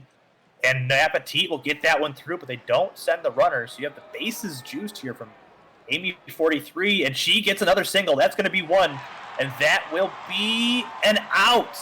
So they get the one, but then Callahan is thrown out at home, and Dan Johnston strikes out. So a little bit of interesting base running there, as that will be not only a one-run game, but Louisville managed to hold on to the lead. Neller Denstro is going to start off the bottom of the sixth with a walk. And then we're going to have Nick Jr. with a walk. So back-to-back walks here as Jashawn's coming in relief. And that will be a nice way to start his relief appearance, getting a double play there. We have man at third, 2 outs, and Sis Jones almost beats it out, but cannot. And they will get out of that one as Jashawn comes in and shuts the door and keeps it a one-run game. Top of the seventh, Mark Southworth leading it off here, and he'll ground out for out number 1. D. Fernandez up now, 1 out, 1-1 count, and he'll get himself a single off of Whitaker. Timothy Jr. up now. He'll have himself a 1-1 count, and he'll get a single hitting into the shift and getting it just over where anybody is located. DeVille will fly out just at the edge of the infield there for out number 2. See if Tommy Callahan can do something here with those runners, but he will fly out to center field and end at the top of the 7th. Bottom of the 7th, back to Shrimp McDaniel at the top of the lineup here against Jashawn. And that will be out number 1, ground out to short. Archduke McCannon up now. And he'll hit that one to center field, should be playable. It is out number 2. Alaskan Bullworm, the catcher, up now, 1-2 count. And he'll ground out to third baseman, so another 1-2-3 inning here. But top of the 8th, still a 3-2 ball game in favor of Louisville. Yeah, very close game here as we head into the top half of the 8th inning. And a deep drive to left by Riston will make it even closer. A tie ball game as the Flamingos will make it a 3-3 score. Bon Appetit, the shortstop, is going to draw a walk, so the Flamingos might not be done this inning. Still no outs. Amy 43 will fly that into left, though, for the first one, it looks like, as C.J. Berger retires the first batter that they face and will now face Dan Johnston for the second one. And an infield hit for Dan Johnston to make it first and second with one away. Walking the bases loaded is never a good thing. Southworth on first now, but a strikeout by D. Fernandez will make it 2 outs. Timothy Jr. has a chance to really do some damage here. They will walk on a full count. Fantastic eye at the plate to bring home a run. It's now 4-3 in favor of the Flamingos. Nash DeVille with a base hit, and that's going to score another 2 runs as Nash DeVille will help the Flamingos add to their lead. It's now 6-3, and a fly out to right will finally end the inning, but the Flamingos put up a 4 spot at the top of the 8th to take a 3-run lead, their biggest lead of the night so far. And the Louisville Lemurs are down to their last 6 outs to try and keep their season alive. Beatty Jr. will single, but Hartman strikes out. Neller Denstro draws a walk, and now it's first and second. That's going to bring up the tying run in Nick Jr. against Jashawn. Grounder to third, over to first, not in time. Infield hit for Jr. T-Rex Dan will now face new pitcher Bald Hair. T-Rex Dan, grounder to third. They get the runner at the plate, and they get the runner at first. Double play. Retiring the side. A big threat by the Lemurs here in the bottom of the 8th. But the Florida Flamingos defense makes sure that it doesn't amount to anything. We head to the top of the 9th now. Flamingos with another chance to add on insurance runs here. Riston will strike out. Napetit faces the new pitcher Bembot McFraud. And a base hit for Napetit will put a runner on with only 1 away. Amy 43, deep drive to left field. Back to the track, not quite there as Beatty Jr. And they'll reach up to snag that one. Johnston will walk. I don't know why I said Jr. Mark Southworth now with first and second, 2 away. Fly ball to right, it will be caught. But the Lemurs down to their last 3 outs. The Flamingos could advance to the World Series if they can get 3 outs before the Lemurs get 3 runs right here. So there's the first out as Sis Jones grounds out to the second baseman Fernandez. Now Shrimp McDaniel. Fly ball into right center field. That's going to get all the way to the wall. That's going to be an extra base hit. It's going to be a triple for McDaniel. If you're the Flamingos, you just want to focus in and make sure, concentrate on the batter. Don't worry about that runner at third, because that will because they still need 3 runs. Make it 2, though. Sack fly by McCann will score McDaniel. It's now 2-run lead, but 2 outs. Bullworm, the last chance. That one past the shortstop. Bullworm with a single. Now Carl Beatty Jr. tying run at the plate. Tying run on first as they walk on 4 pitches against Bald Hair. Now Zach Hartman, the winning run, will fly out to left field to do it. The Flamingos are going to advance to the World Series for the first time since season 37. Congratulations, the sweep is on for Florida. 6-4 victory. We will see the Flamingos in the Miners World Series on Saturday. Who they are facing is still up in the air, but one thing is for certain, they will be there. Parquad, congratulations to your team. Thank you, man. Yeah, I appreciate it. It's of course you got to get the heart pumping, and I mean, like I said, the Lemurs always have our numbers, so the fact that we were able to get the sweep, it still shocks me. But congrats to Captain X-Flex and all the Lemurs there. As they really put up one heck of a fight here to try to get to Game 5, and just say congrats to you guys for making it this far. It's one heck of a series so far.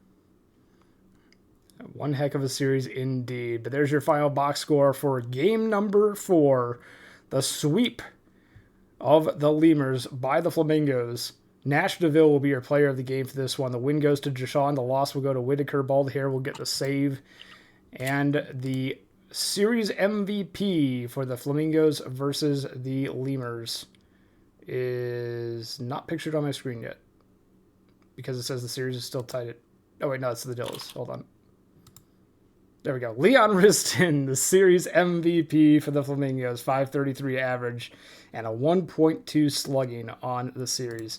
Congratulations to Leon Riston and the rest of the Florida Flamingos for advancing to the World Series. We'll see them on Saturday. Let me go ahead and update the crawler real quick here before we head on into the next day.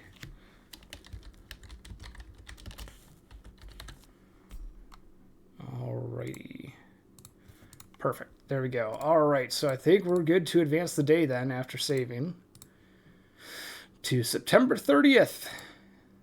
My birthday. Alright, we're going to go ahead and go through the changes for game number 5 for all the teams.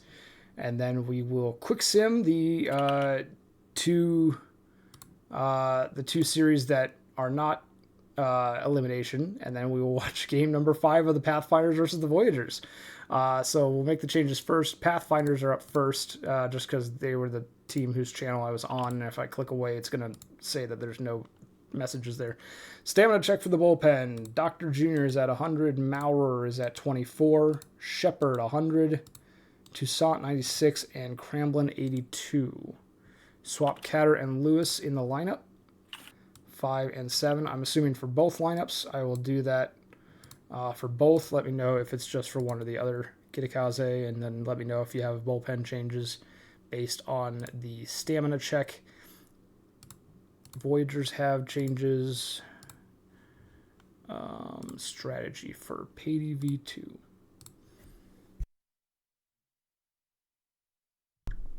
Alright, we want the hook as the starter.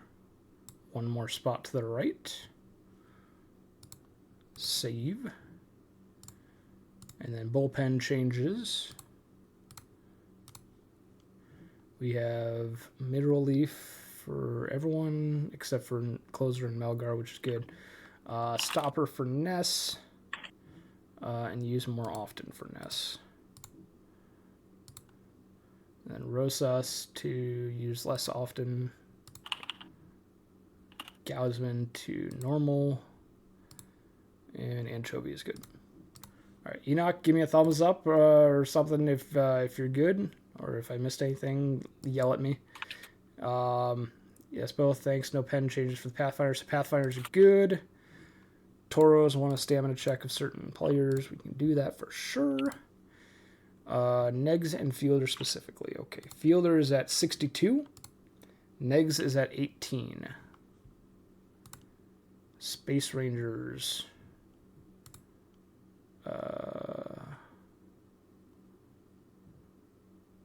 Stamina for Dirt.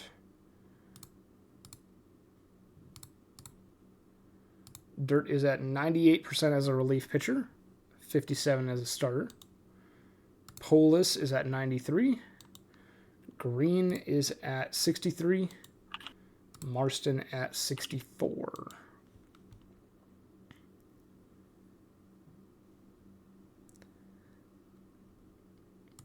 All right, while Majors teams are thinking on that based on the stamina checks, we'll go to the minor leagues. Checking with the Dillos and Kingpins. Stamina check for Rockefeller. Rockefeller's at 24 Zodiac. Kingpins have changes as well. Chico Perez to Middle Relief, already there. Oh, sorry, from Middle Relief to none specified, avoid high leverage. Dunzo. Steinbach, let me know if that looks good or if you have any other changes. It says otherwise no changes, but let me know if you change your mind. Toros. Okay, Toros negs to none specified, avoid high leverage. No secondary. Center fielder, normal usage, that's it. Okay. Sampson, middle relief, use more often. High leverage. Done. Pecora, long relief, normal. And middle relief. That look good, Sarah? Let me know if you have other changes. Or if I missed something. Or if you're good. If you're good, that's cool too. Lunar base, right into dirt to stopper, 7th and close. High leverage. Polis to middle relief. Use more often. And high leverage. Green to middle relief, normal. Green's already at that. Dirk, just in case. Marston, middle relief, normal. Okay. All right. Dirk, that looked good. Green had no changes because they were at the same thing that you put in there. So, okay. All right, cool. Thumbs up. Toros say they're good. So, unless Enoch has any other changes, I think we're good. Dillos. I did not forget about you, I promise. I was just talking about majors. We're good with majors. Abel to stopper, 8th and close, and high leverage. Rockefeller to none specified, avoid high leverage. I'm assuming no secondary, because that would be contradict. Oh yeah, it does say NA. I just missed that. Zodiac, let me know if that looks good or if I missed something. Kingpins have not said anything. I think they're good. Pathfinders are good. Space Rangers good. Toros good. Voyagers haven't said anything, but they should be good. I think we're all set.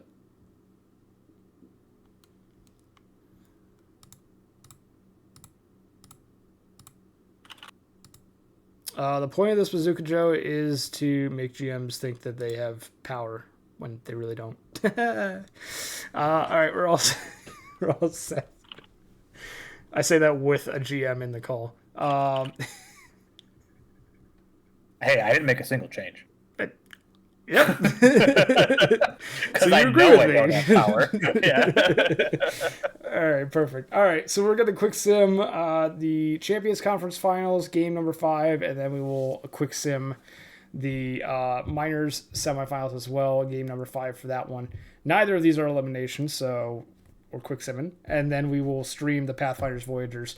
So that way, if anyone needs to make changes, they have a little bit of time to analyze what happened in game number 5 for their teams. Except for the Pathfinders and Voyagers, they'll have less time. But that's okay. We'll make the changes for the other teams for game number 6 first, in case Pathfinders and Voyagers go to 6. But Lunar Base Space Rangers versus the Cancun Toros Champions Conference Finals, game number 5, Allegra Macarena on the mound versus Ryan Knock. Series is tied at 2. Who's going to take the 3-2 lead? It is going to be the Cancun Toros, who win this one 7-6 despite a late inning potential comeback for the Space Rangers. 14 hits to 6 for the Toros. 4-for-5 game for Blue Sky and 2 RBIs each from Schmidt and Are Clear Not Cloudy on the side of Cancun. For Lunar Base, a 3 RBI game for Skumina Holkavada, who goes 2-for-5. And a solo shot by Doug and Eminem in the first inning. The first batter of the game was a solo shot by Eminem. Allegra Macarena will take the loss. Ike Sampson gets the win, their 4th of the postseason. Center fielder the hole, and Pecora the save. Zodiac Blue Sky will be your player of the game, and Knock will set a Champions Playoffs game record for walks with a not one that you want, actually. Just noticing that. Yes. Like, oh, look at this. Oh, wait. I said that with such like excitement in my voice too. Sorry.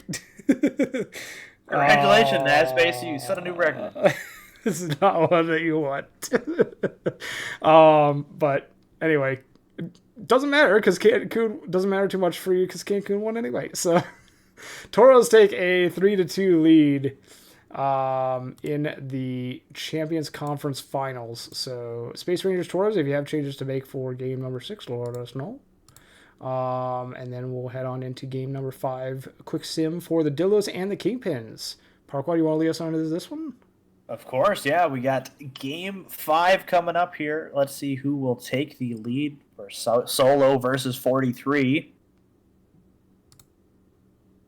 And it will be the Dillos coming out on top 6-3, trying to work their way back to the World Series. As on the Dillos side, led off by Kirby Bernard, having himself one heck of a game, going 4-for-5 with 2 RBIs, with both Troy Murphy and Hoodlum Havoc having 2 hits apiece as well. Chicago's side, a lot of offense. Couple of home runs getting their runs. You have Scotty Sterling going 2 hits and a 2-run home run, with Evanescence having a solo shot and 2 hits. That pretty much being it. For the pitching here, Solo goes the distance for a 5 2/3 victory there, with Lieberth having a hold. Jose 43 only managing to go 4 innings and taking the loss. Player of the game is going to be Kirby Bernard. All right, so Miners GMs as well as Champions Conference GMs, let us know if you have changes for game number 6. But we have one more game, number 5, to play, and that is going to be a streamed one. Pathfinders took a 3-0 lead in this series, but they dropped game number 4. Do the Voyagers have the momentum to carry them to the second straight win in the series, or will the Pathfinders shut the door on this potential reverse sweep attempt and advance to the World Series? What do you think, Parquad? Who do you think is going to win this one? I know you said it's going to be a tough hill to climb for the Voyagers last game, but they climbed it pretty well so far. Yeah, they did. They got 1 win, but they got 3 more if they want to make it worth it. And it's going to be a continual climb for Johnny Patey, as you see against Toronto so far this season. He's got almost a 12.5 ERA. So I think really that's going to be the matchup that is going to be what trumps anything else. Is if Johnny Patey can shut down that offense.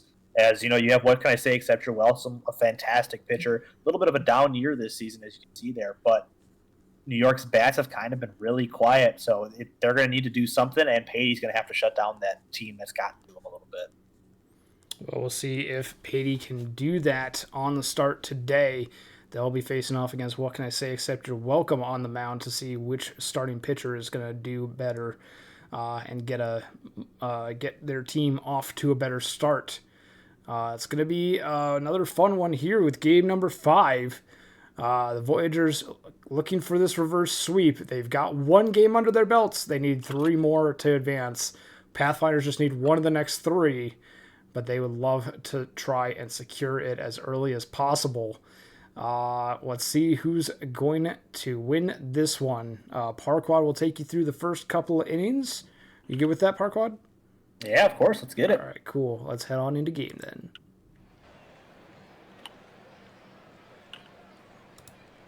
Starting off here, we got Johnny Patey V2 against Kendrick Mills. 1-2 count from Patey. And it will be a leadoff strikeout for Kendrick Mills. Joseph Pilsudski having himself a nice little playoff here, going up against Johnny Patey. And he will ground out to the shortstop or out number 1. Dinamite up now. 1-2 count, 2 outs. And he'll swing through that one. A nice 1-2-3 inning to start it off the game for Patey. Errol Cove, Bella Cove, and Franklin DeMars going the first 3 bats. What can I say except welcome? And he'll strike out Errol Cove to lead off the game. Bella Cove up now. 1-2 count. And he'll ground out to the shortstop, out number 2. Franklin DeMars, the right fielder, up now. Another 1-2 count. He'll hit that one hard, deep to center field, but that one's going to die just before the warning track. So allowed out number 3, as that's going to go down as a quiet first inning there for both teams. Top of the second, Zach Johnson Jr. will lead it off, and he draws the full count walk from Patey. Jeff Lewis, the hot-hitting bat here for Toronto, continues his hitting barrage here in the series, getting another hit. You got 2 on, no out for Love, and Love strikes out. For Ketter, now 2 on and 1 out. And he'll get that one into right field. That will score our first run of the game as Toronto gets an RBI single from Bob Ketter to take a 1-0. Notice Ixon flies that one to deep center field, but that'll be caught for out number 2. Harvey Brinkley Jr., the second baseman, hits that one high into left field, and that'll end the inning. But like I said, Bob Ketter, an RBI single, puts Toronto on top first at the top of the second. Bottom of the second, Squints Palidorus leading it off. First pitch swinging, hits that one hard and deep, and that is going to be a solo home run for Squints Palidorus. 377 into the right, over the right field wall to tie this one up at 1 apiece. James Dion having himself a rough series, and he will continue that one, and that's going to be another strikeout. Therefore, what can I say except you're welcome. Joey Moose, the hot-hitting bat in New York, will fly that one out to left field out number 2.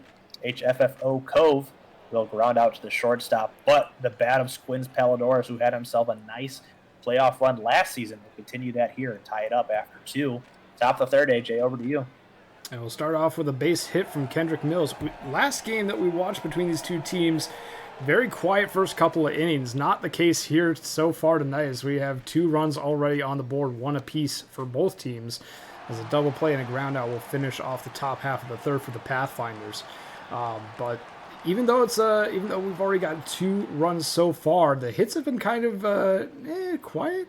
Not too much, I guess. 4 hits over 5 half innings, I guess. It's not so bad, but 1-1 is the score, and Voyagers, with a quick 2 outs from Kruger and Otage, will bring out the top of the order again with Errol Cove. A fly out to center will retire the side, and they'll go down 1-2-3. We'll head to the top half of the 4th inning. Pretty even across the middle dividing line here between these two teams. 0-1-0 for both teams through the first third of this ball game. Johnson Jr. and Lewis will be the first 2 casualties of the inning here in the top half of the 4th. Mo Love will fly out to be the third. Pathfinders go down in order. The game remains deadlocked at 1-1. We'll see Bellick Cove cut down on the first out of the inning. DeMars, quarterfinal MVP, is going to strike out here. Squints Palidorus already 1-for-1 with a solo shot, but they will ground out to end the inning in this half inning. So top of the 5th, 1-1 between these two teams. It was a quick and loud start in the second inning, but since then it's kind of tapered off a little bit. We do have a base hit here from Ketter. Ixon will fly out to left. Brinkley Jr. will get a base hit. Now we got some hits strung together. First and second now for the Pathfinders. Fly ball into right, going back to the wall, all the way back in the corner, makes the catch. Will DeMars. Ketter will tag up and advance to third. A sacrifice over by Mills, but Pilsudski will go down on strikes to end the threat. Pathfinders get a runner to third, but they can't bring him across the score. Bottom half of the 5th inning, the 0-1 count, Dion will get a base hit into left center field. Ketter cuts it off to prevent it going any farther. Moose strikes out, and now O Cove, the DH, will do the same. back-to-back Ks for Accept Your Welcome. Kruger will ground into a fielder's choice, though, and that will end the inning. Top half of the 6th, and we're still tied at 1. We'll start with Dinamite drawing a walk on a 3-1 count against Pady V2. Here in the top of the 6th, Johnson Jr. gets that one past Dion at first. Dinamite will advance all the way to third. Runners in the corners, no one out for Jeff Lewis, and a strikeout on the 1-2 pitch called. Mo Love now will get that one down in front of the right fielder. Pathfinders will score again. They take the lead 2-1. And they still have runners at the corners with 1 out now. Catter will walk, and now the bases are loaded for Ixon with only 1 away. Ixon strikes out, and that's going to bring up Brinkley Jr. Bases loaded, 2 outs. Ness will be the new pitcher coming in to relieve Pady V2, and that was the good decision, it looks like, as Ness is able to strike out Brinkley to end the bases loaded threat. Toronto still scores a run here in the top of the 6th. They take the lead 2-1. But that could have been a lot worse for the Voyagers. Ground out by Otage will start things off here in the bottom half of the 6th inning. Arrow Cove will draw that walk. And will take off for second easily in there with a stolen base. Their 9th of the postseason. Now it's going to get past the catcher, and Cove will take third. Bellick Cove will get a base hit and bring home the runner. RBI single for Bellick Cove. Franklin DeMars is going to get a base hit. Back-to-back singles. Now it's Palladores. First and second, 1 away. Grounder to second, over to second in time. Over to first, double play. 6 innings in the books here in New York, and now it's a 2-2 tie ball game. Every time Toronto scores a run, Voyagers just get that 1 run back in the bottom half of the inning. Very close game through 6 here, as Mills will be the first out of the inning. Pilsudski draws a walk on the full count off of Ness, and now Dinamite. Fly ball into right. It's going to drop in front of DeMars, and now we have runners at the corners with 1 away for Johnson Jr. Hot hitter, but he's going to strike out here. Jeff Lewis, the shortstop. Runners at the corners, 2 outs. Fly ball into center. It's going to drop. That's going to be a base hit and an RBI for Lewis. 3-2 lead now for Toronto as they take that lead right back. Kelvin Gausman enters the ball game and will immediately get Mo Love to fly out to center field, but the Pathfinders pick up another run on 2 hits and a walk. They take the lead again, and again, it's only 1 run. Voyagers have a chance to even it back up here. Dion with a fly out into left. Pilsudski with a diving catch. Moose will ground out to second, and now O Cove will face Accept Your Welcome. Still pitching here at 80 pitches. Cove will get a base hit off of him into center field. Kruger grounds that to second. Diving stop, and they make the play! Brinkley Jr., very nice play on defense. And for the first time, the Voyagers don't answer back. Pathfinders lead 3-2 as we head into the last 2 innings. In the last 2 innings, we are, as Catter will start it off here with a single. Dixon will strike out there. Harvey Brinkley Jr. will also strike out. So Gausman trying to hold him just to that 1-run lead. Oh no, and a bobble there by Bellick Cove at third will get the runner on base, but Gausman able to come back through and get the strikeout there of Pilsudski. So bottom 8, 6 outs here, only a 1-run difference as New York starting off with Otage. Otage will ground out to short for out number 1. Errol Cove lines that one into right. That will be a 1-out single. I'd imagine Cove will be on the move, but no. Instead, Bellick Cove grounds into the inning-ending double play. Top of the 9th. What can I say? Accept Your Welcome, having a nice 8-inning ball game there. Dinamite up now. He'll strike out for out number 1. Zach Johnson Jr. up now. And he'll strike out for out number 2, as that's now 5 strikeouts here in relief for Gausman. Jeff Lewis, and he'll hit that one right to the first baseman. Last chance for New York here. It's either win or go home. So you have 3 outs to at least tie this ball game up, and that will be a strikeout for DeMars. Squints Palladores up now. He'll hit that one deep to center field, and that one is oh no, he didn't catch it. It's off the wall. As Palladores will have himself a double, and they pull out, what can I say, Accept Your Welcome to Isan. You have Dion up now. He checks his swing, and he draws the walk.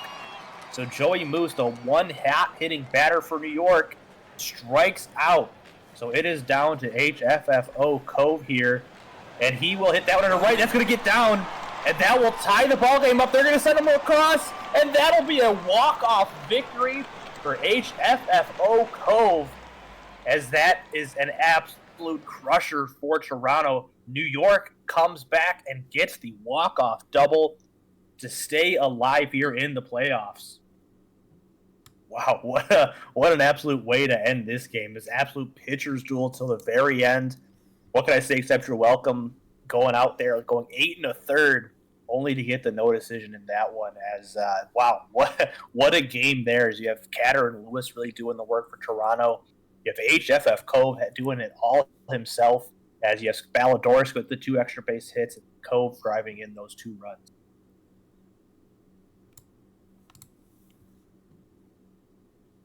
Player of the game's going to go to what can I say except you're welcome, who, I mean, man, that's a rough loss for Toronto, but what an absolute comeback for them.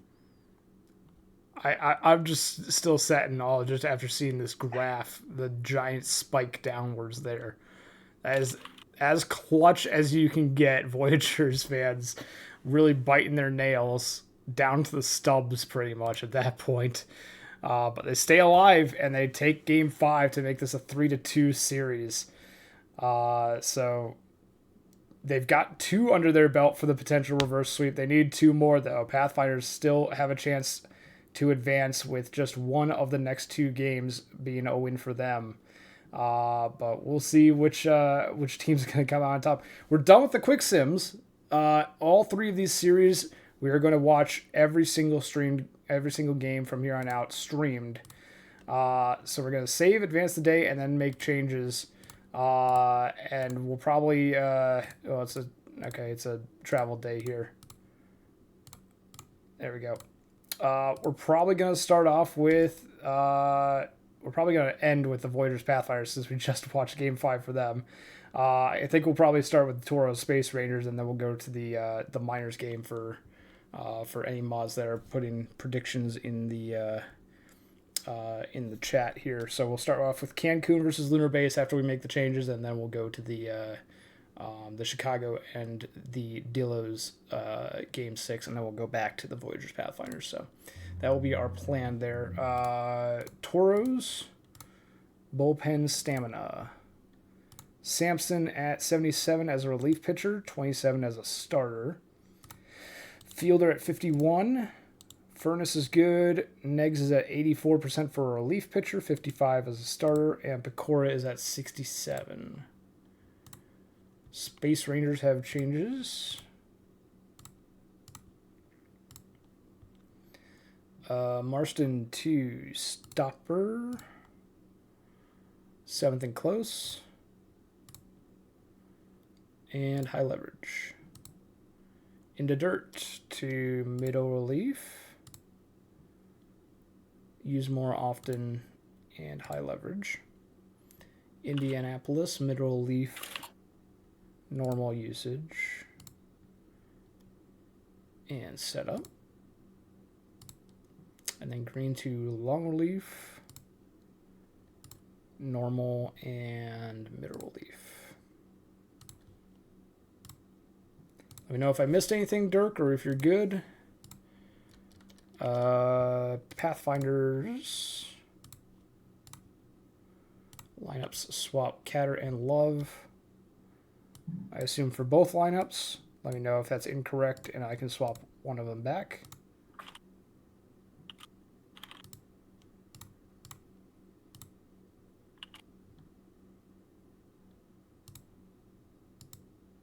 Okay, just had a panic moment for a second. Also, just to confirm for prediction purposes, did you say we're doing majors or minors first? We are doing the Toros versus the Space Rangers first, then the Miners, and then we'll go back to the Pathfinders and Voyagers, since they were the one that we just most recently did. Cancun, negs to middle relief, use more often, and setup.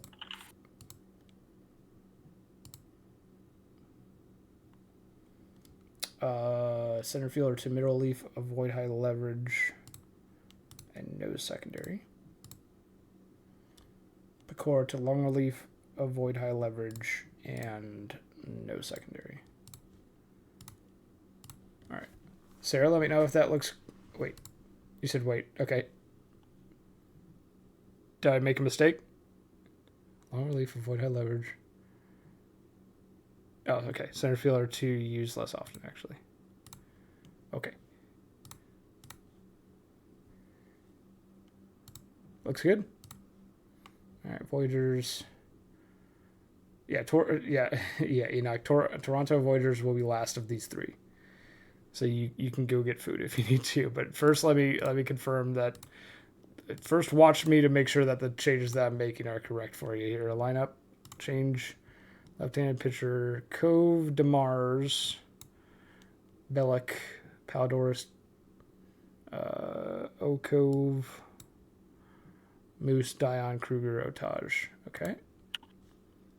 Save. And then pitching. We have Rosas. So these two are good. Everyone middle relief. Stopper for Rosas.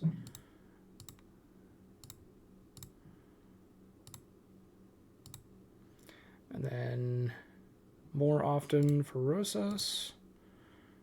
Nest to normal.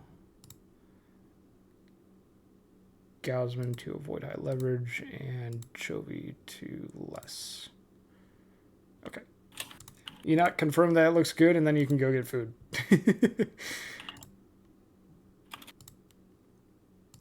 Okay. Back to Toronto. Say lineups. Namite to 2, Johnson Jr. to 3, Pilsudski to 4.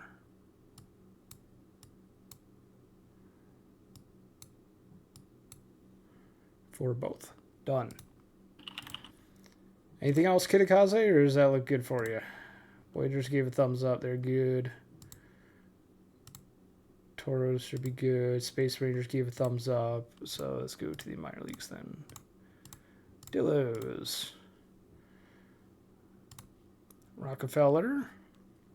To middle relief, use more high leverage.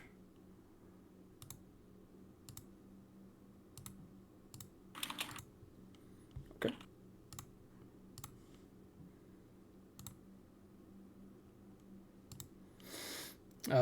Dillos, does that look good for you then? Let me know. Kingpins.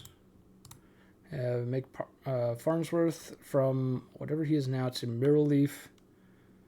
Use more often. And high leverage. Dunzo. Dillos say they're good. Pathfinders say they're good. Kingpins typing.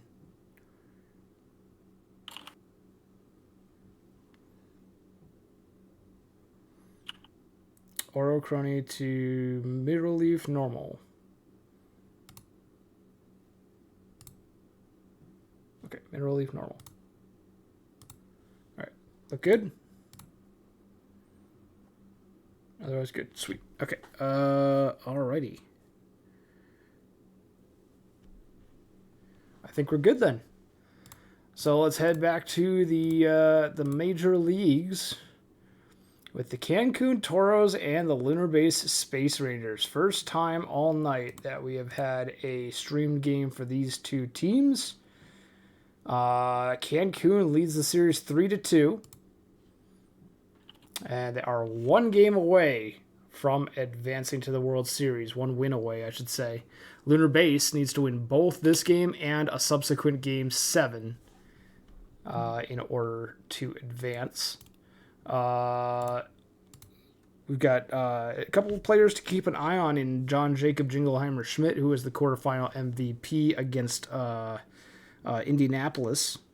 And then for Lunar Base, the quarterfinal MVP was Ozymandias Albies, hitting in that 6th position right there against Seattle. So Parquad, between these two teams here, we haven't really seen them too much on stream, but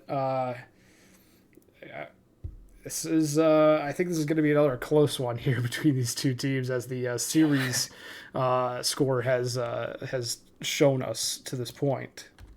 I mean, yeah, as you said, this is a battle of the Titans here on the champion side, so it's gonna be a close one, I'd say. Like this one's either gonna be a slugfest to the very end, or it's gonna be a rubber match. But I don't feel like this is gonna be a one-way game for either of these teams. I think it's gonna be a close down to the very end. And these two teams are, you said, Clash of the Titans, and boy, is it, since these two teams are the two most recent World Series champions in the PBE, and they're fighting it here in the semifinals just for a chance to make it back to the World Series to try and repeat for the Lunar Base Space Rangers, or to get a second victory in 3 seasons for the Cancun Toros.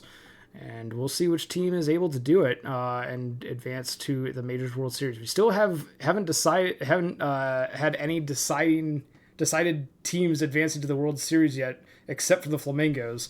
So we don't even know who the winner of this series will be facing yet. It will be either Toronto or New York, but 3 series still yet to decide. And we're watching Game 6 for all 3 of them. So Cancun Toros versus Lunar Base Space Rangers will be the first one.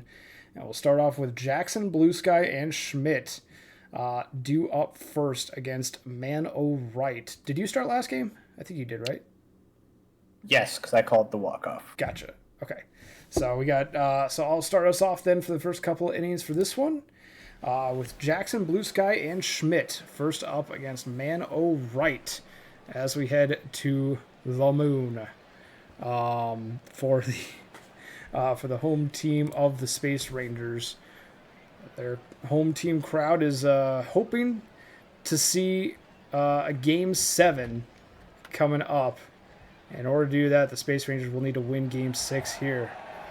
They're not off to a great start, as Lauren Jackson will start off with a triple.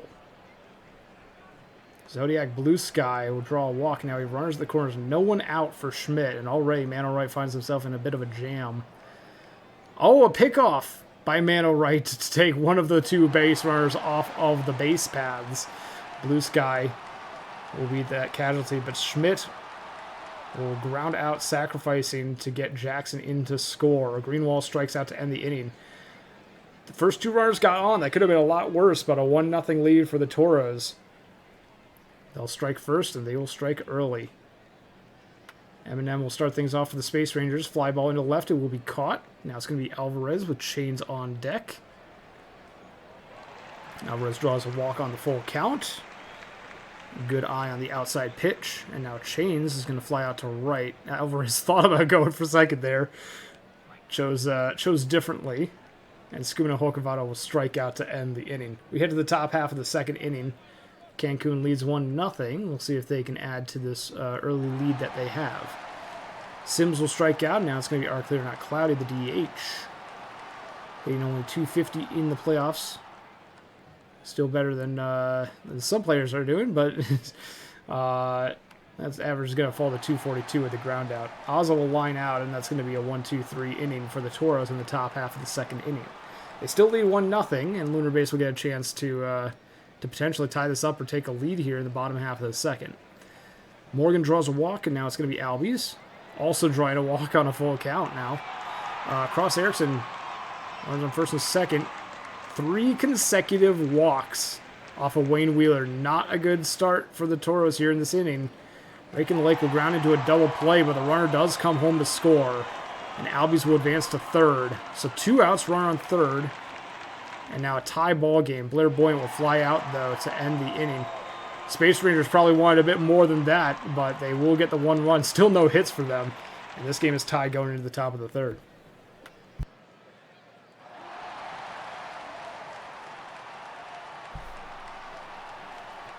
Parquad, you there? Yep, was not paying attention whatsoever. Top of the third. Montgomery Burns will get, it almost gets a second there, but the catcher able to get to it quick enough. Lauren Jackson will strike out, though.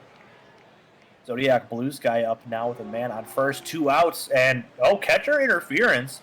And that's going to award Blue Sky to first. Full count to Jingleheimer Schmidt. And Man O'Right able to get out of it there. Still a 1-1 ball game. Bottom of the third, Dog and Eminem leading it off, and he'll hit that one deep, but not deep enough, so that will be caught for out number 1. Cali Alvarez up now, and he'll ground out to the pitcher, out number 2. Allison Chains, 2-1 count. Gets that one in the left center field, and that left fielder will grab it.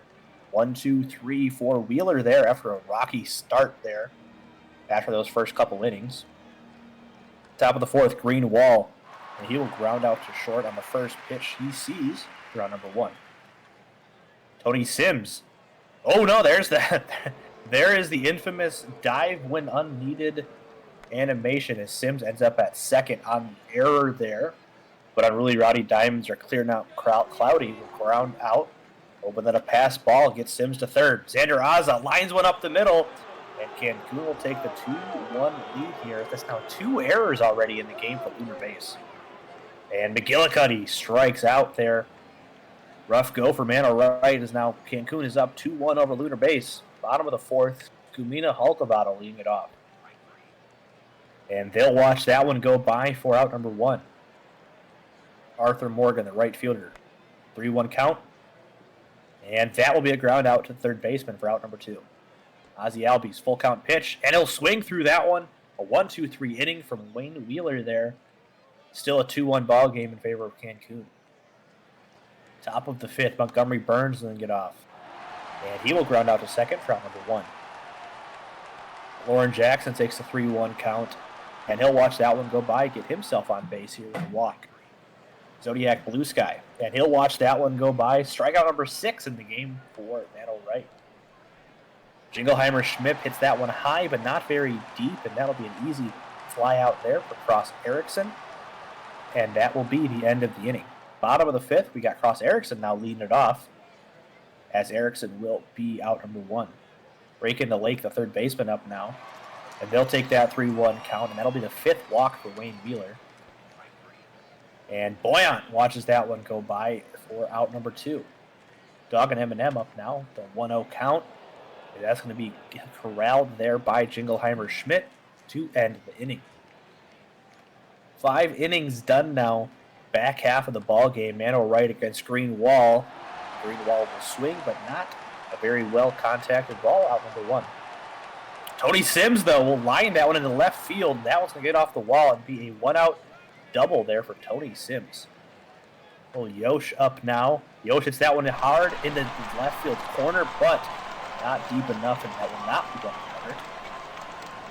Aza, though, rips that one down the line. That's going to get to the right field wall, and that will score another one. Xander Aza has himself his 2nd RBI of the day to make it a 3-1 game for Cancun. Chadwick McGillicuddy hits that one to the center field wall. That'll be another double. So back-to-back RBI doubles now for Cancun to go up 4-1. Indianapolis will come in. Oh, and Burns gets that one past the shortstop, and that'll score another run. Cancun has put on 3 here in the top of the 6th to make it a 5-1 ball game.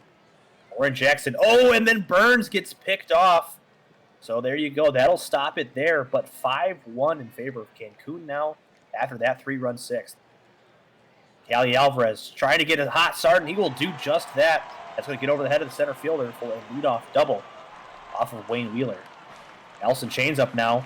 It's going to be a dribbler to the second baseman, and they can't make the play, so it's going to be an infield hit for Allison Chains. Hulkavado up now.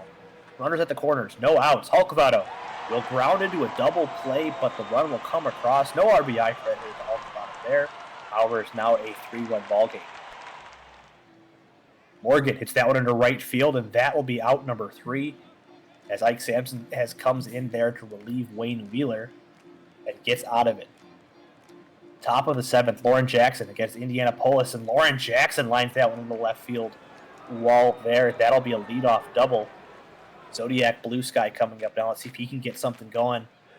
And he will line that one to center field, and that will not score a run. But you have runners at the corners, no outs for Jingleheimer Schmidt. And that's a deep fly ball. Will it be deep enough? They are going to send him, and that will be another run. Make it 6-2 as this is back to a 4-run lead for Cancun. Greenwald will line that one to center field. Another runner on here. So you got runners at first and second. 1 out for Tony Sims. And he'll keep the hit parade going. It's now 7-2 Cancun, as Cancun is really stepping on the throttle to end this series here. Unruly Rowdy Diamonds are clear, not cloudy, but he will fly out in foul territory. 2 outs here for Xander Aza. 0-2 count. And he'll watch that one go by for the end of the inning. Bottom of 7th, though. You got 9 outs to get at least 5 runs. Lunar Base has a lot to come back for against Ike Sampson now. And Albies will watch that one go by, out number 1. Ross Erickson up now, not having a good playoff. Let's see if they can get something here. And there's going to be an error, and they're going to end up at second, so there's something. Raking the Lake up now. And they'll swing through that one, out number 2. Blair Boyant, the shortstop, up.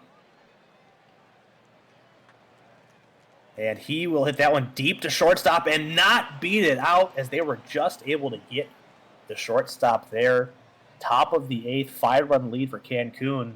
See how this one ends. And with a 7-2 lead, it's going to be kind of tricky for Lunar Base to come back for this one. But Cancun is going to have a chance here to add some insurance runs on, as Montgomery Burns will get on board with a single. Will be cleared off with a fielder's choice, grounded into by Lauren Jackson. Now it's Blue Sky drawing a walk. Now John Jacob Jingleheimer Schmidt will have runners on first and second with 2 outs. Robert Green takes to the mound in relief for the Space Rangers and retires Schmidt. So now Lunar Base steps into the batter's box once again. They need 5 runs and they only have 6 outs to do it. Dog and M&M will start things off with a strikeout. There's the first of those 6 outs. Callie Alvarez now will face Ike Sampson. And will strike out as well on the 1-2 slider. Now Allison Chains will ground out to second base, and the Space Rangers will be down to their last 3 outs. But Cancun will have another chance to add on to this 5-run lead. It's not looking good for the Space Rangers and their home crowd fans here on the moon. Is a home crowd for Lunar Base Aliens? Just a thought. Anyway, Sims Torres is going to 3 up, 3 down. And we'll head to the bottom half of the 9th inning. Last chance for the Space Ranger. Moonman says Zodiac. Fair enough. Scuba Holcavado will fly out to straightaway center field. Now Arthur Morgan is going to draw a walk. They do have a base runner here in the bottom half of the 9th, but they need 5 runs. Albies pop fouls that away. That's going to be caught by Blue Sky. Last out for the Space Rangers, and Cross Erickson will strike out. The World Series champions have been dethroned, and the Toros are back in the World Series. After missing out last season, they are back to try and repeat from season 43, and they will be facing either Toronto or New York on Saturday in the Majors World Series. Congratulations to the Toros. Chadwick McGillicuddy will be your series MVP, 409 for the series, with 2 home runs, 4 RBIs, and scoring 4 runs. So congrats to the Toros and McGillicuddy especially.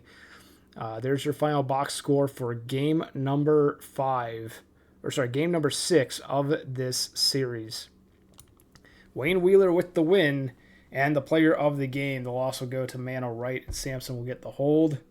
So congratulations to the Cancun Toros advancing to the World Series. Go ahead and update the crawler real quick here.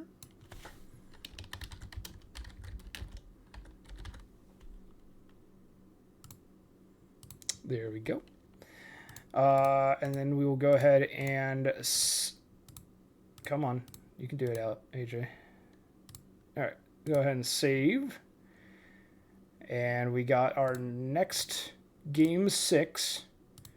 That being the Dillos versus the Kingpins. Dillos lead the series 3-2. Much like the Toros and Space Rangers series, this is the first game between these two that we have watched on stream tonight. It was a 2-2 series. Kingpins had a 2-0 lead, didn't they, in this series, right? They did, yes. I think they did. And now the Dillos have won 3 straight to take the 3-2 series lead. So will they be able to make it 4 in a row to advance to the World Series, or will the Kingpins force a Game 7? That is the big question for these two teams here. Heiderscheid on the mound for the Kingpins. Dillos will send Robert Smith to the mound. Any thoughts on this matchup here, Parquad? Before we get going, I know we have we do have a prediction going. Who's winning, Chicago or Amarillo? So we got a little bit of time to kill before the predictors. I mean, yeah, Abigail Mills that we've seen is kind of taken the series onto her shoulders for the Dillos. Mm-hmm. So we'll see if she can continue doing that, or if the rest of the Dillos offense is going to get something going here. As Heiderscheid has had a very good pitching outing against Amarillo. Unfortunately, just seems to be finding himself on the losing side.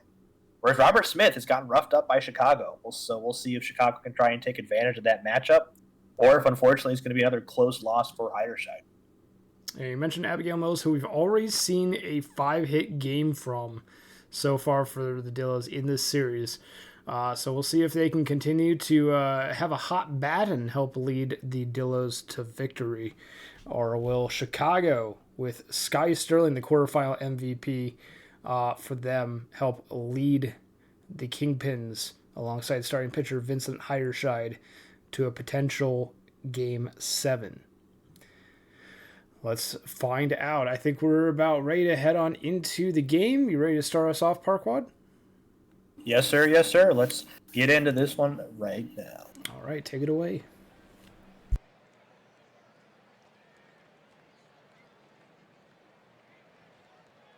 Now, starting this game off here, if Anthony Simmons III leading it off here against Robert Smith, and he'll take that one there, strike 3.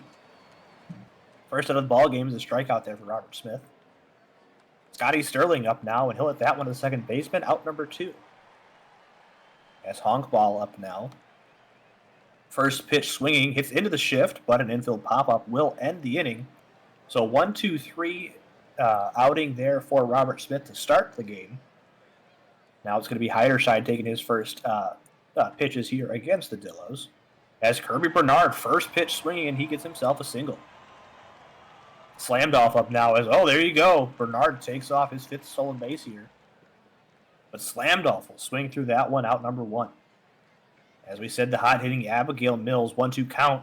Oh, man, and she lines out directly to the third baseman, Freeze. Troy Murphy will draw the walk, so you got 2 on, 2 outs here for Woofington. 2-2 count. And he will ground out to this third baseman, so nothing will come of it. Amarillo had a little bit going there, but unfortunately could not contribute. Wyneas Cove up now. Put that one to left field, but directly to the left fielder, out number 1. Essence will pop that one into center field, out number 2. Tiger Dawson, the DH, up now, the 1-2 count. And Smith will get him out number 3, so another 1-2-3 inning for Robert Smith. Razmataz Buckshank, the shortstop, leading it off. 0-2 count against Heiderscheid. And he will ground out to the first baseman, out number 1. Tyler Toksum. He will also ground out to the first baseman for out number 2.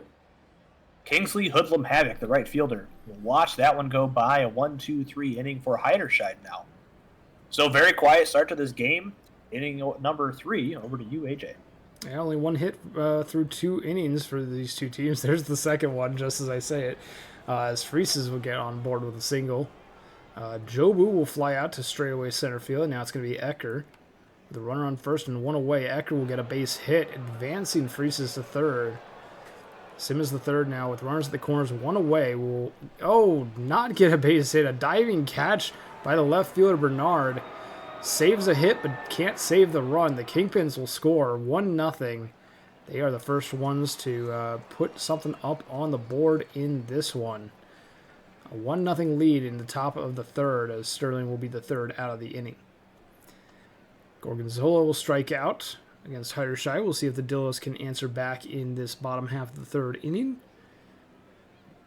Kirby Bernard. Fly ball right to the center fielder. Essence will put the glove on it for out number 2. Grand Slam Dolph goes down on strikes, and the Dillos will go 1-2-3. Kingpin still atop the Dillos here, 1-0 as we head to the top half of the 4th inning. 1/3 of the way through this game. Only 3 hits between these two teams. Honk ball will ground out to start things off for the top of the 4th. Deep drive by Cove.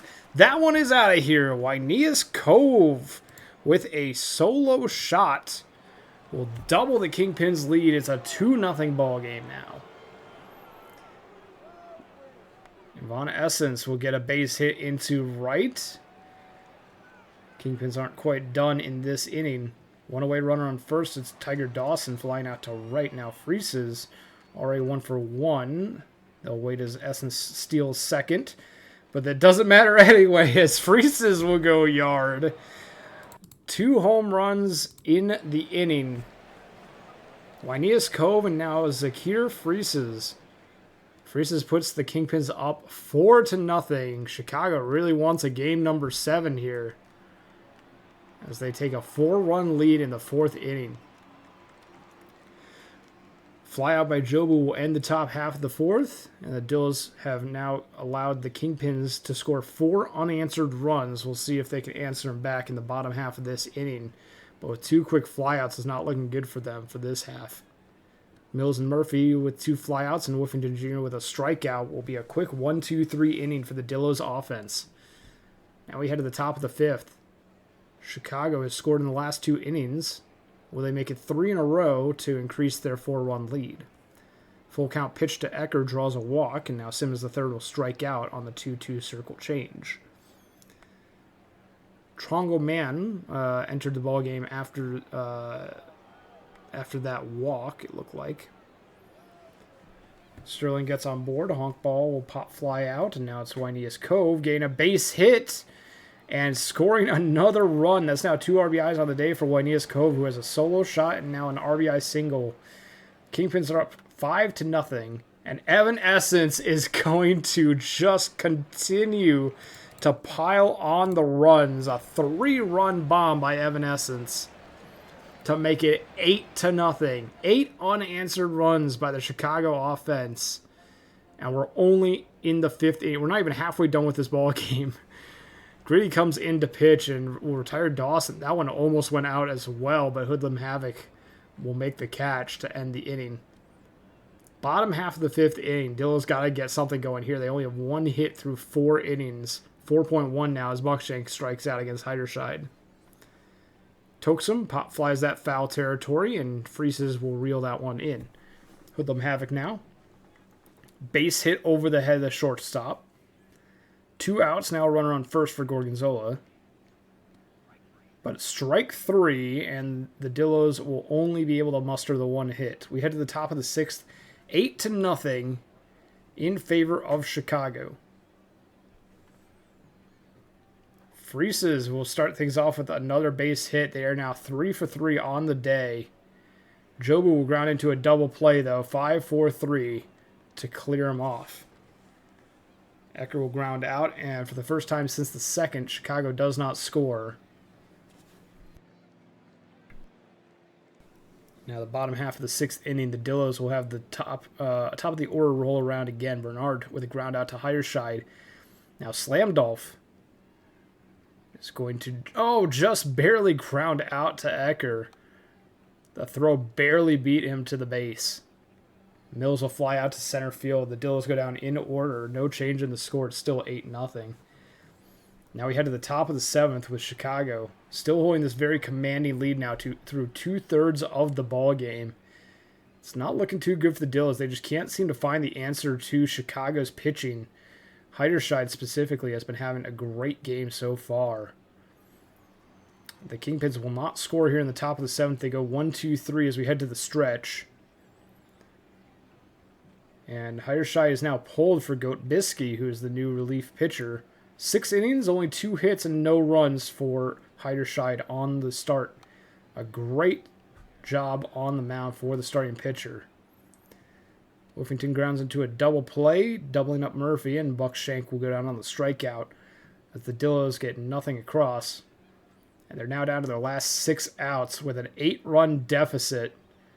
And it's looking more and more as time goes on that we might be seeing a Game 7 between these two teams.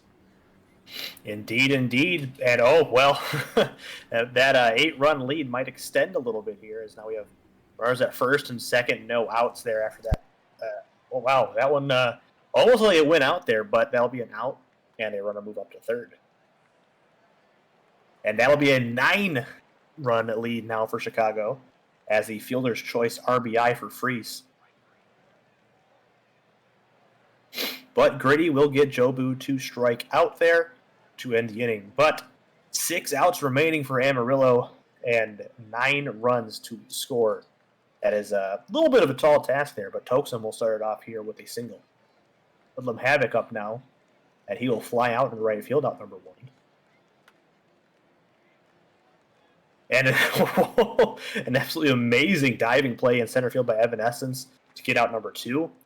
And then Kirby Bernard will line that one up the middle. So you got runners at the corners now, 2 outs for Grand Slam Dolph. And he'll line that one to center field. So there you go. Amarillo scores 1.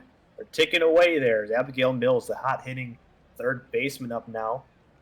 We'll hit that one to center field, but no, Essence able to get there. And they only able to score 1 run. So top of the 9th, Chicago. Let's see if they can add in any more to this lead against Blahaj. 3-1 count. And that will be a fly ball in the left field, out number 1.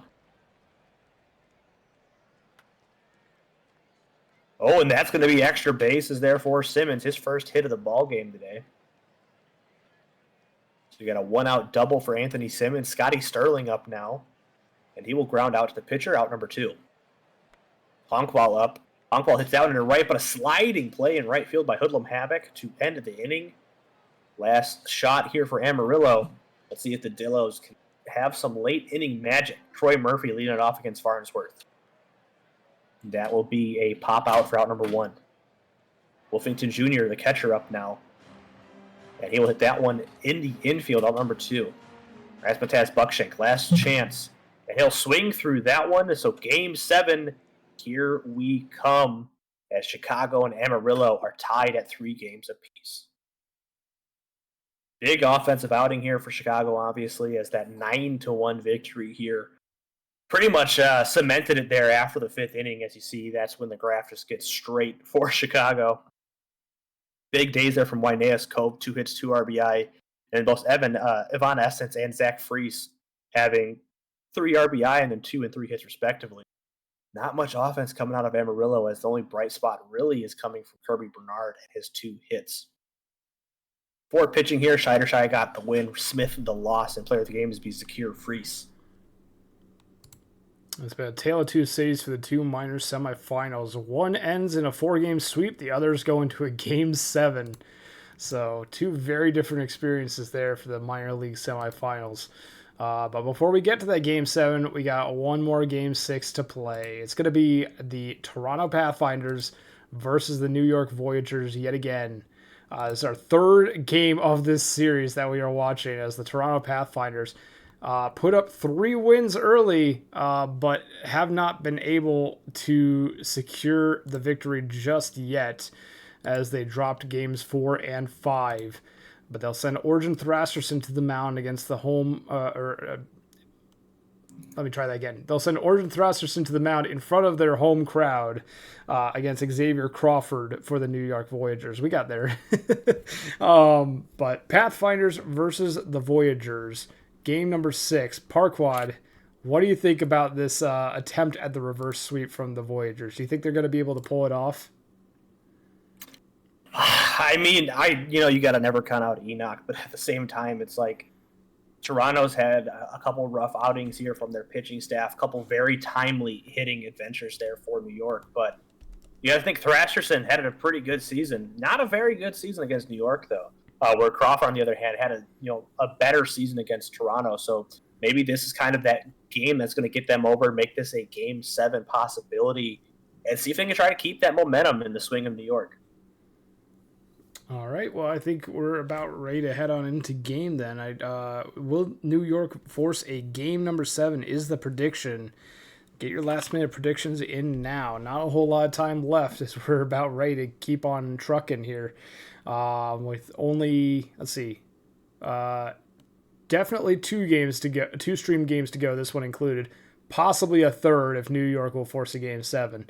But if Toronto can win right here, we'll only have 1 more game left to play in the stream.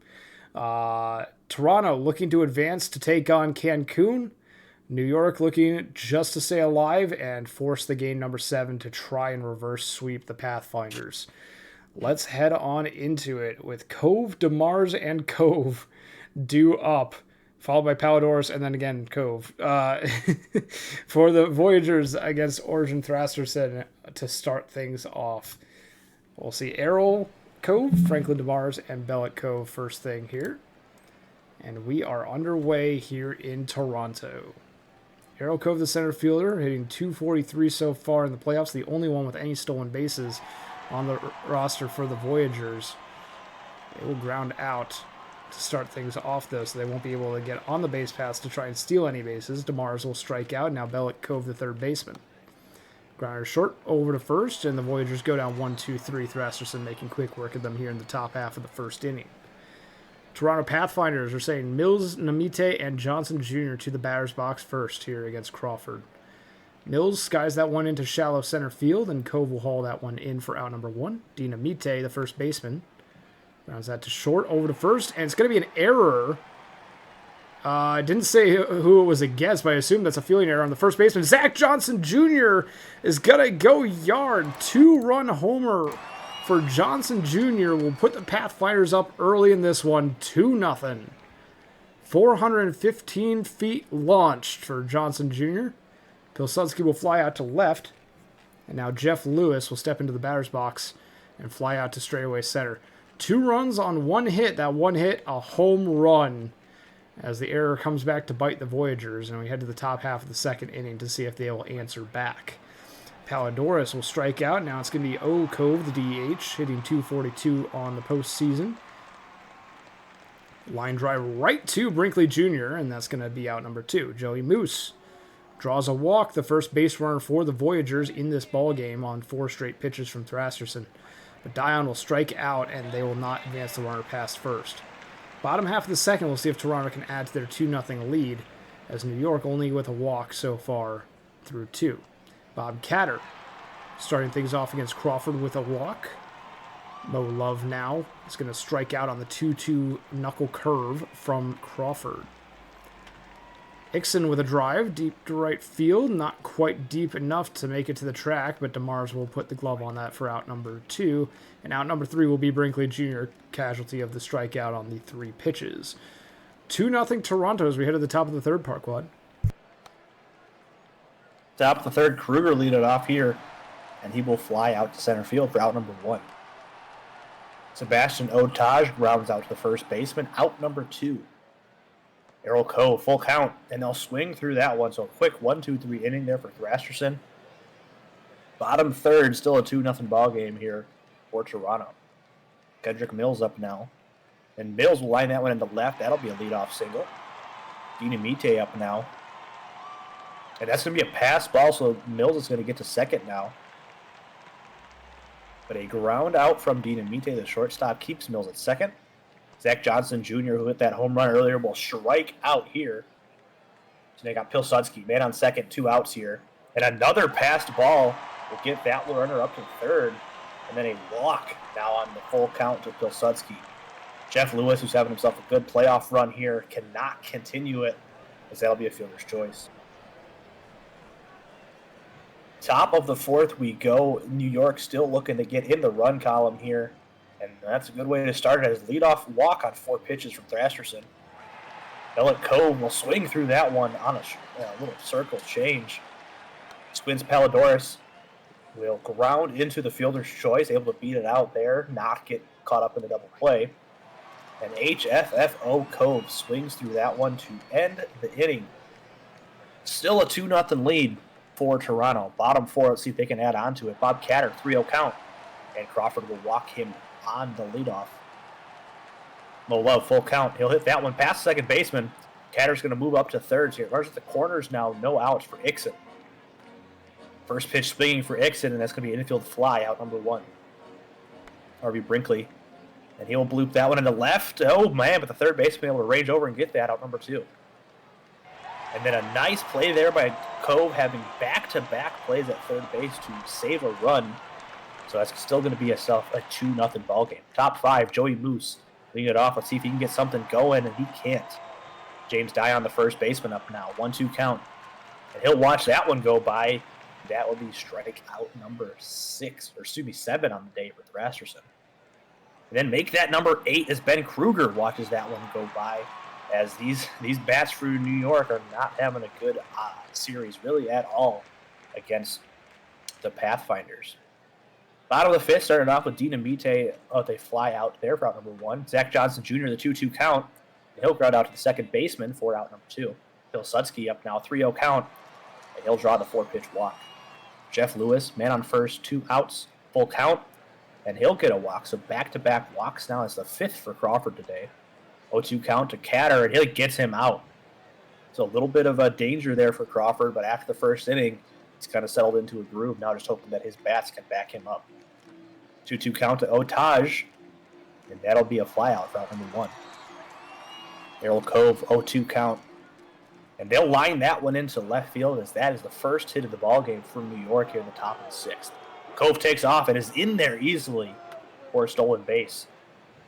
And DeMars is not able to beat that one out, but the runner moves up to third. Bellet Cove, and that's going to be a pass ball, and that will score the first run of the game for the Voyagers. It's now a 2-1.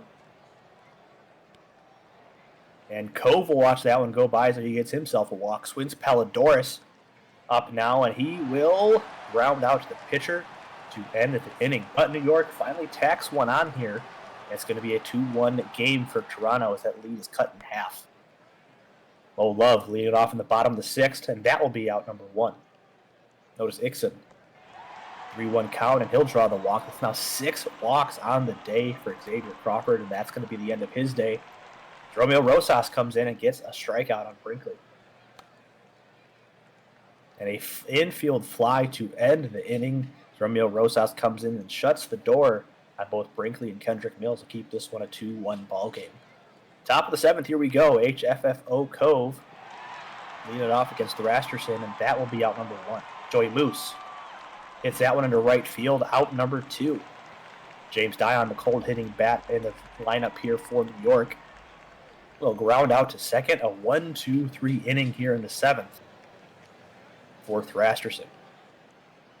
Stretch time, bottom of the seventh. Dean Métis leading it off, and he will strike out. Round number one. Zach Johnson Jr. up now. 1-1 count. Held that one to center field, but playable. Out number two. Joseph Pilsudski up now. Full count.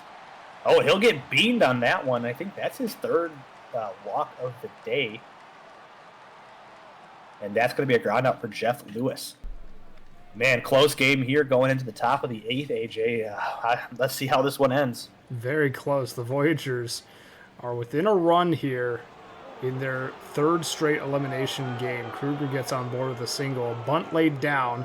Otage will be thrown out at first, but the runner is advanced over to second. Cove will ground out to first. And now with the runner on third, here's Franklin DeMars with 2 outs. Struck him out. Thrasherson threw 8 now. Voyagers threaten there in the top half of the eighth. They only have 3 outs left to put up another run, but Toronto can add insurance runs here in the bottom half of the eighth inning. Catter pop flies that one right side. It will be caught. Now it's Mo Love. Love draws a walk. First walk that Ness has issued on the night, but he's only faced a couple of batters so far. Ixon is going to strike out. Now here's Brinkley Jr. Runner on first, 2 outs, and Brinkley Jr. will strike out. 2-1, last chance for the Voyagers. They've got 3 outs remaining. They need to get a run here to tie it up at least. Brandon Maurer on the mound versus Bellet Cove. Fly ball to center field. It will be caught. There's out number 1. Squints Palidorus is going to strike out. Voyagers down to their last out now. It's O Cove, the DH, versus Maurer.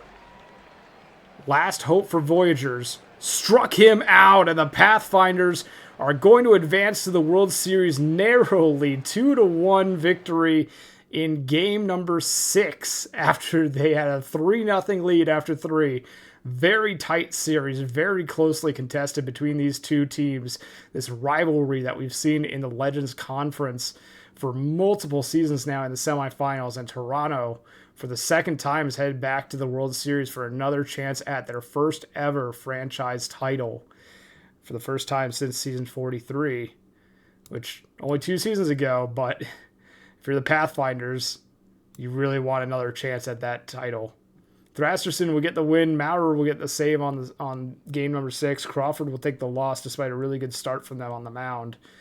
And the Voyagers' offense just could not get going in this one. Maybe a little bit tired after the first several games that they've played in this series, but only able to muster 2 hits against Thrasterson and Maurer. Not even Maurer, just Thrasterson. But Thrasterson will be your player of the game, only allowing that 1 earned run on 2 hits and 3 walks over 8 innings pitched. Congratulations to the Pathfinders. They will be heading to the World Series to face off against Cancun on Saturday. We'll go ahead and update the ticker, and then we'll save and advance the day, and then save again.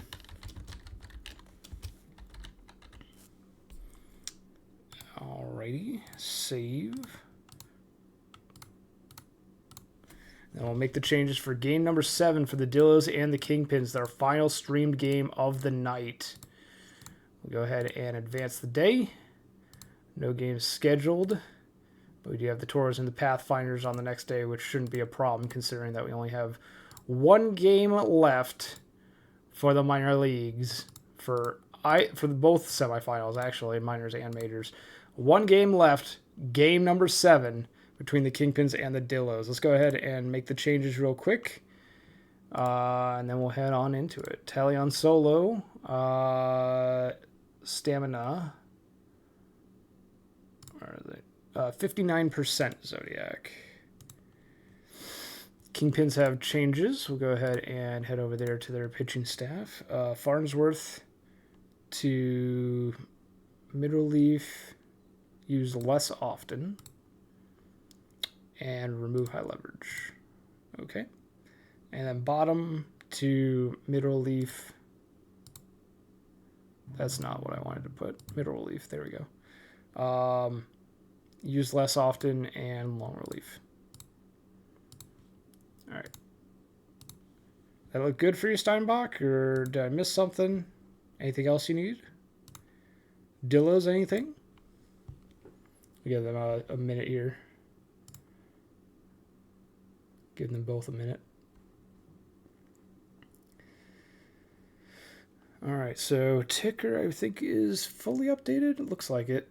So we have Toronto versus Cancun, a rematch of the season 43 World Series 2 seasons ago.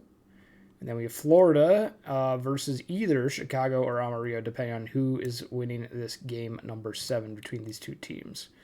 Okay, Kingpins are good. So go ahead and save. And Dillos, reliever stamina. Which ones? we'll just do like the Liebert and Gritty. What's up? I think Liebert and Gritty are the only 2 relievers that are. Liebert at 78% for relief pitching, Gritty at 27%. Oh, for Solo.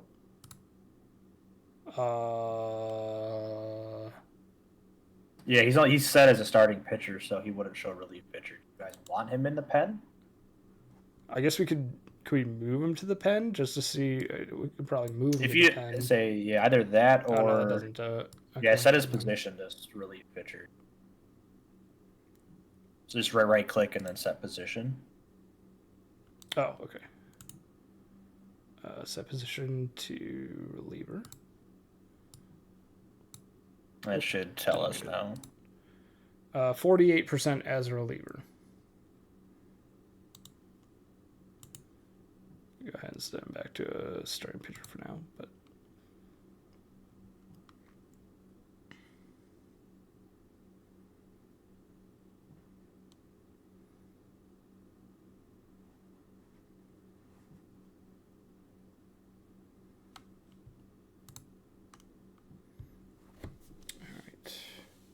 Good to go with what you have? Okay, so what we have right here is good for y'all then.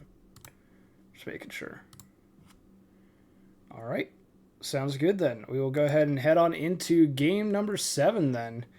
Kingpins versus Dillos. The Kingpins had a 2-0 lead in the series. The Dillos struck for 3 games in a row. And then the Kingpins win game number 6 decisively with, I think it was a final score of 9-1 if I'm not mistaken. Correct. So they do have the momentum coming into this one, but are the Bats too tired to try and mount a Game 7 victory against the Dillos? That's going to be the big question here. What do you think, Parquad? We got Game 7 here between these two teams. Who do you think is going to come away with the victory? If you had to put points on the prediction here. Man, I mean, it's tough to go against Chicago's pitching, but Kim Ji Woo's had himself a good playoff here and a good against Chicago. But man, it's going to be a tough one. I mean, coming off that 9-1 win, you got to think the momentum's in Chicago's favor at this point. Yeah, the Dills have to bounce back here. They've got to show that they can shake off game number 6 and start fresh with this game number 7. And they really need to get some runs out the gate to make sure to balance out against the Kingpins offense to try and limit the damage early as much as they can. And then just show up with the good pitching and the good defense that they can. And maybe they'll come away with the victory, or maybe the Kingpins will be able to keep this momentum rolling and head on into the World Series. One of these teams will be facing the Florida Flamingos. Double Dub says nobody has won at home in this series. That is actually a very interesting fact, yeah, because Kingpins took the 2-0 lead on the road, and then the Dillos won 3 straight, and then the Kingpins won Game 6. So if that trend continues to track, we might see the Kingpins facing off against the Flamingos in the World Series. Dillos hoping to break that trend. We'll see which team is going to come out on top to face off against the Florida Flamingos this Saturday in the Myers World Series. Parquad, you ready to take us on into game? Yes, sir. Kim Ji Woo against Anthony Simmons, Scotty Sterling, and Dave Honkball to lead off this game. Kim Ji Woo taking his first pitches here in this game. Full count, Anthony Simmons. And that'll be a nice diving play by Abigail Mills to rob a leadoff single there from Simmons. Scotty Sterling will fly out into right field out number 2. Dave Honkball, the shortstop, up now. And Honkball hits that one into right field, and that's going to get down in front of the right fielder, a 2-out single. Waineas Cove flies out to left field to end the inning. So a little 2-out single there will come nothing for the Chicago Kingpins. Bottom of the first, Kirby Bernard, Graham Slamdolf, and Abigail Mills leading it off against Jay Blanco. Bernard will ground out. Oh, no, he makes it there. No throw, actually. So infield single for Bernard. He's moving on the swing, and Slamdolf does just that. The full count, absolute monster shot. 405 right center field for Grand Slamdolf to put the Dillos on top early. Just like you said, AJ, they got to strike fast, and they're doing it so far. And Mills will continue the hit parade. And, oh, they're going to move up to second on the error by Cove in left field. So you got Mills at second now, and Murphy will swing and miss out number 1. Wolfington Jr. up here, and he will ground out to the pitcher, but runner moves up to third. Razmataz Buckshank 0-2, and they'll swing through that one. But the Dillos strike first off of that 2-run home run from Grand Slamdolf. Top of the second, how does Chicago answer back against that? Evanescence leading it off, and they will ground out to shortstop for out number 1. Tiger Dawson up now. Tiger Dawson will, not ground out to the shortstop as he botches that one as Buckshank not able to keep it under wraps. Freese hits that one to deep center field, but that'll be caught out number 2. Joe Boo, the catcher, up now. 1-2 count, and he'll watch that one go by for the out. So, bottom of the second, let's see if the Dills will continue their hot-hitting bats already, or if they will get shut down here by Blanco. As Toksum, first pitch swinging, and will get himself a single. Kingsley Hoodlum Havoc up now, and that will be a double play for the Kingpins there, as Blanco able to get out of that inning pretty easily there as Gorgonzola strikes out. So it could have been a little scary with that leadoff single, but nice pitching there from Blanco to get out of it. And top of the third, AJ. Let's see how this one goes. Top of the third, and the very bottom of the order, Nathan Ecker, the first batter in the top half of the inning, but he will fly out to straightaway center field. That one all the way into the corner, though, for Simmons the third, and he'll wind up at second with a double. Runner in scoring position, and he's off for third to make it a little bit easier on the offense. Scotty Sterling flies out to center field. Is that going to be deep enough? It will be. Kingpins strike for their first run of the ball game off of a sacrifice by Scotty Sterling. Now Honkball will get a base hit into center field, bringing up Waineas Cove. Runner on first with 2 away, but Cove will ground out to end the inning. Kingpins get 1 to make this a 1-run ball game. We'll see if the Dillos will answer back. Kirby Bernard flies out to left field. Grand slam Dolph now. Already 2 RBIs on the ball game. They won't get a third here, though. They're just going to pop fly that one into shallow right center. It was Eckert, the second baseman, ranging back for that one. Mills will get a base hit, but with 2 outs, will they be able to score? Troy Murphy gets a base hit. That's going to be all the way to the wall. Heading for home. No! Out at the plate is Mills trying to score from first. The inning is over. Big mistake on the base paths there. It could be a big mistake. Evanescence and Dawson will be the first 2 outs of the inning here in the top of the 4th. Freeses is going to ground out, and that's going to be the 3rd out of the inning. Bottom half of the 4th, the Dillos going to look to redeem themselves maybe from the last inning. Wolfington will ground out to the shortstop. Now Buckshank. The 1-2 pitch is a fastball for strike 3. Now Toksum with 2 outs and nobody on against Jay Blanco. Base hit up the middle for Toksum. Possible 2-out rally for the Dillos, or maybe just a last gasp in the half inning. Hoodlum Havoc will get a base hit. Back-to-back singles for the Dillos. Gorgonzola now will ground into a fielder's choice to end the inning. We head to the top half of the 5th inning. Dillos still lead 2-1. As we head to the top half of the 5th inning, it's going to be Jobu. Flies out to right center field. Slamdolf will take care of that one. Now Ecker will send that right to Slamdolf again. This one a little bit in left center. Simmons the 3rd now grounds out, and that's going to do a 1-2-3 for the Kingpins in the top half of the 5th. Top of the order for the bottom half. It's going to be Aru Crony, the new pitcher for the Kingpins. Jay Blanco has been pulled from the game after only 4 innings of work. It had given up a lot of hits, so I suppose that makes some sense. Bernard with a flyout, slammed off with a ground out for the first 2 of the inning. Now Mills will get on board with a walk. Now it's going to be Murphy. And picked off of first base is Mills. We head to the top half of the 6th inning. Sterling will get that one past a diving Buckshank. Now it's going to be honk ball. Runner at first, no one out. Base hit for honk ball. It's going to get past the right fielder. It's going to go under the glove of Hoodlum Havoc. And now with 2 runners in scoring position and nobody out, Cove will ground out to the shortstop. Evanescence now. 2 runners on. Wild pitch. Sterling will cross the plate. Honk ball moves to 3rd, and now this game is tied. Now Evanescence. Fly ball into left. It's going to be just shallow enough to keep the runner from scoring. Runner at 3rd, 2 away. Grounder short. In time to 1st. Retiring Dawson. Chicago gets a run, but threaten more. 2-2 ball game as we head to the bottom half of the 6th inning. Troy Murphy with a base hit to start things off for the Dillos. Now Woofington will go down on strikes, and it's going to bring up Buckshank. And a base hit down the line and right, all the way into the corner for Buckshank. Coming around 3rd, heading for home is Murphy. He will be safe easily, and a run-scoring double by Buckshank will put the Dillos back in the lead. Only by a run so far, but Toksum is going to launch that one, and that one is out of here. A 2-run homer for Tyler Toksum. Their first of the postseason, and one that will put the Dillos up 5-2. Hoodlum Havoc. See if they can follow that up. They will with a base hit.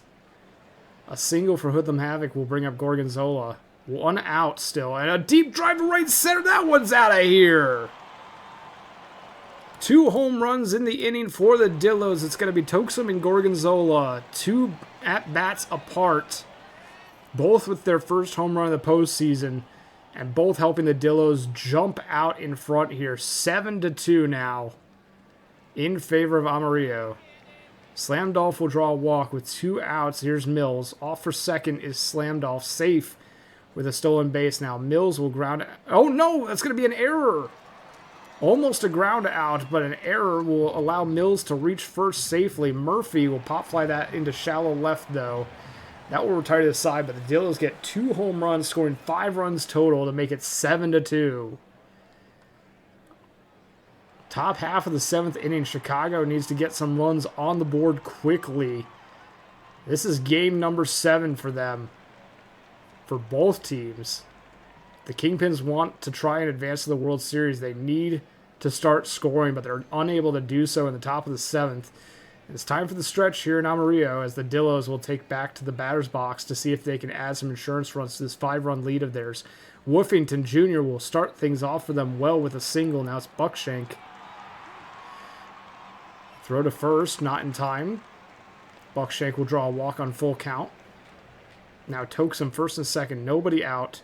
Grounder to second, over to second for 1, back over to first, double play, 4-6-3. Hoodlum Havoc with a runner at third, 2 away. The Phantom will come in to pitch. Line drive past a diving third baseman, Freezes, and Hoodlum Havoc will get an RBI single. And the Dillos are now up by 6. Ground out to second will end the inning, but Chicago needs to score 6 runs before they get 6 outs, Parquad. It's going to be a tough uphill climb for them. It sure will be, but we've seen crazier things, so let's see how this goes. Anthony Simmons will start off by striking out. Blahaj coming in, trying to keep this game exactly where it is. That's going to be 2 quick outs for Blahaj. Honk ball up now. 1-2 count. And he'll swing through that one. A nice 1-2-3 inning there for Blahaj in relief. Bottom 8. Amarillo looking to add on some more insurance here to make that just a little bit farther away for Chicago. As Bernard will ground out to third for out number 1. Graham Slamdolf up now. And he'll hit that one to first for out number 2. Abigail Mills up now. She'll hit that one to center field, but that should be an out, and it is a 1-2-3 inning for Phantom. Last chance for Chicago. 6 runs, 3 outs, 4, 5, and 6 hitters due up against Ikea Blahaj. That's not how you want to start it. A foul pop-up to the catcher for Cove. Evanescence, first pitch swinging. Another foul fly out to the first baseman. Last chance, Tiger Dawson, 0-2 count from Blahaj. And that'll be another foul fly out as the Dillos will advance to the World Series. What an absolute offensive showcase we saw today from both of these teams in this series. But man, the Dillos able to have a big 6th inning there with 5 runs to put the Chicago Kingpins away. I like how Game 7 ends with 3 straight foul outs. That was kind of insane, yeah. As you had the big offense there on our Amarillo side. Everybody contributing. 2 people with 2 hits, 2 people with 3 hits. And then Chicago honk ball going 3 for 4, but that being pretty much it outside of an RBI single there from Scotty Sterling, as Chicago's bats just did not show up to help their pitchers. Kim Ji Woo goes 7 strong, giving up the 2 runs, but only 1 earned, getting himself the dub. Blanco having a rough outing there, only able to go 4 innings before he got pulled.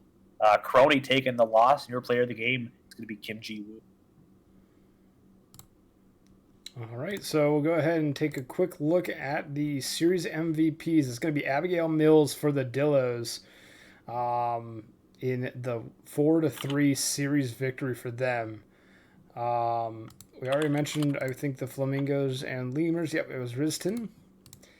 And for the majors, we have Kendrick Mills for the Toronto Pathfinders in their victory 4-2 over the Voyagers in the series. And then for the Toros, it's going to be Chadwick McGillicuddy in their 4-2 series win against Lunar Base. So congratulations to all 4 of those series MVPs and all 4 of the teams advancing to the World Series on Saturday. Cancun versus Toronto and Amarillo versus Florida. It's going to be a good couple of World Series on Saturday. Be sure to tune in to both those streams. We're going to go ahead and start the upload here. There we go. Okay. And while that's going, as always, want to give a big thank you and a big shout out to our mods for all that they do in the chat with the predictions and with the actual moderating of the chat. Much appreciated to y'all.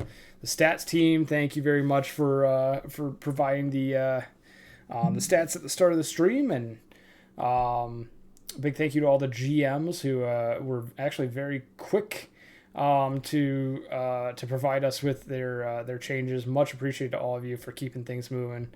It's not always the case, but it absolutely was the case this season for sure. So thank you all, and then of course Parquad, thank you for co-hosting tonight. Yeah, thanks for having me. I only had a little bit of heartbreak, and that wasn't even heartbreak. It was just my heart about to explode from the anxiety of watching my team live. But yeah, no, thanks for having us. A very exciting stream today. Lots of games that went deep, so it was fun to watch. It's the good kind of heartbreak, I guess. Literal heartbreak, not like actually emotional heartbreak. Yeah. No, my heart was about to explode. Yeah. Was about to happen. Couple of notes for things coming up, and then we can do the Ask the Booth for any of the chat members that want. Big thank you to the chat for sticking around to this point as well. For all you that stuck around to this point as well. Couple of little teasers for coming up. We have the Minors World Series and the Majors World Series both on Saturday, February 24th, 2 days from today. 1 p.m. Eastern for the Minors World Series. The Majors World Series will be that evening. It's going to be Rabbit and Chadwick taking you through the Minors World Series for the Florida Flamingos versus the Dillos. And then the Majors World Series, we don't have a streamer yet. We're going to try and figure that out. I unfortunately can't do it. I wish I could to help out, but I can't. But Don Marcus will be co-hosting that one. And then we've got Prospect League as well. Nosbase is taking the day off tomorrow, I guess. Or no, Nosbase is co-hosting tomorrow. Never mind. Chadwick's taking the day off. Moosey will be streaming Prospect League tomorrow night, and Nosbase will be co-hosting. Kind of, yeah. I corrected it. So tune in tomorrow night for Prospect League at 8 p.m. Eastern. And then Saturday for both the Majors and Minors World Series. And then we will have more Prospect League on Monday, Wednesday, and Friday of next week. And then we'll be heading into draft season, like the off season. Thursday of next week being the Majors draft. And then Saturday and Sunday being the Minors draft and award stream. Now, Space, how many streams are you doing next week? You've got Monday, Wednesday, Thursday, Friday, Saturday, Sunday. You've got 6? Is that right? Am I reading that right? 6 days out of 7 you're streaming?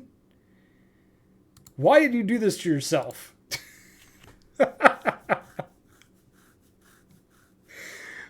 Yeah, so Nosbase will be taking you through the Majors draft, Minors draft, award stream, and then Prospect League for Monday, Wednesday, Friday, all of next week.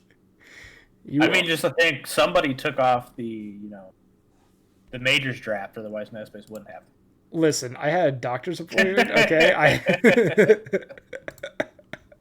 I have a literal doctor's note that says I can't be at the Majors draft. Just call it in from the doctor, it'll be fine. Yeah, I'll co-host with my general physician. Yeah, that will be a good idea. Yeah.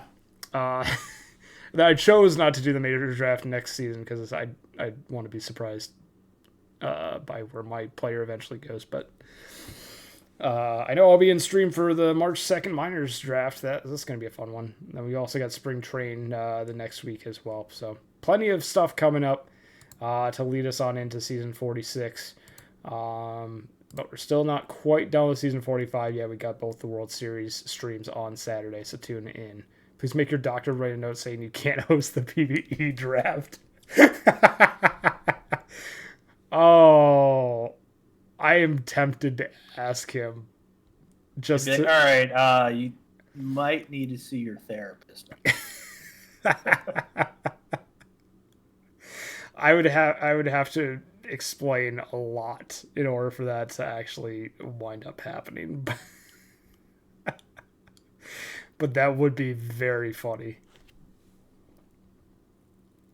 Oh man. But anyway, how are you tonight, Parquad and chat? How are you both doing? Oh, I'm good. Excited for Saturday. It'll be a very. I know it's the 1 and 2 seed for the Minors. I'm trying to think. Is it the 1 and? Are both 1 seeds in the playoffs or in the World Series for?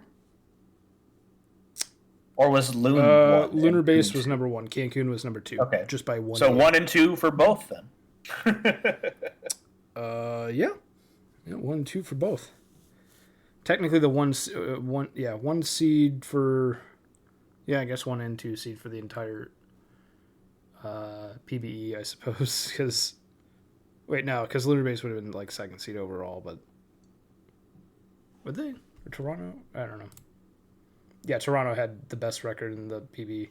But yeah, number 2 seed for the champions and number 1 seed for the legends, and then the 1 and 2 seed overall for the minors. For anyone new that is watching, everyone gets drafted. Yes. I don't know if anyone. I don't know how many new players are watching, but if you have a new create and you tune into tonight's stream, everyone is going to be every player will get drafted unless you are like severely inactive. Like if you created a player 2 months ago and have not updated it, you might not get drafted. But other than that, everyone should get drafted. Chaos Mod playing that? No, Chaos Mod would really would not have done something so predictable. You'd have to be banned, maybe. Yeah.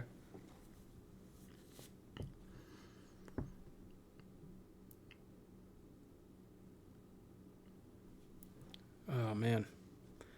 Overall, this wasn't actually as long of a stream as it could. Well, obviously not as long as it could have been. There could have been 16 streamed games. Luckily, that didn't happen. But we wind up with 6, which is longer than a normal stream, but it's still not too bad. It's only 1 more than like normal. But the problem is that you're still doing like all the changes in between games, so it does take a little bit of a toll. But I'm glad that it's finished. Pretty much.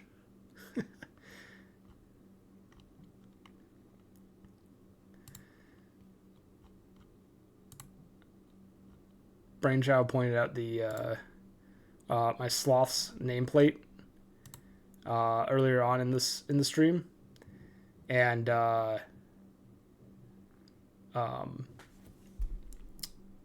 it made me think like this is my last stream with this particular nameplate because Marvel's retired.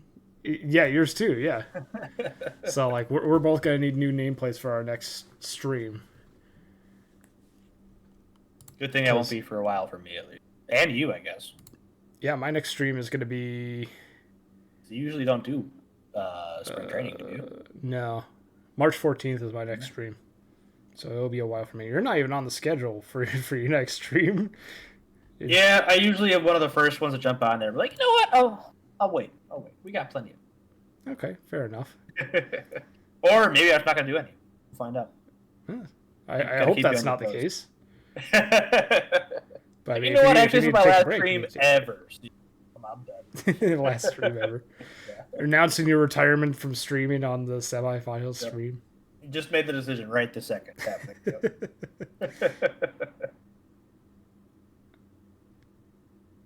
Most new players that you have talked to have said Reddit or Hummus somewhere for learning about PvE.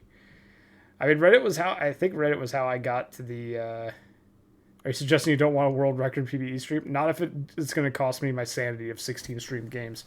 I mean, yeah, Reddit was how I think I wound up finding the league. I mean, I kind of just Googled like baseball, like. I don't know what I Googled exactly, but it was during like the peak of like COVID lockdown. I just Googled like baseball activities online or something like that, and wound up finding a Reddit post for the PvE, and that's how I joined and was part of. I don't know if it was the biggest PvE draft ever. It probably was one of the biggest, if not the biggest, the season 18 draft. That thing was massive. Yeah, Hummus decided that this next class, the S47 class, was going to be the Hummus class. So he decided, you know what? I don't do any. Hummus is like, I don't do any recruiting efforts except for right now. And so he's like, I'm going to go and talk to him. You know, for it being the hummus class, it does have a distinct lack of hummus. It's true, yeah. He could have retired and had it actually be the hummus class. But instead he's going over to there's Cancun. still time. There's still time. We'll see what happens, Monday. Maybe Monday, maybe Tuesday. Hummus retires and is in the class. He sounded pretty sure about going to Cancun in his media post. We'll see. Can't really trust anything Hummus says. He's the commissioner.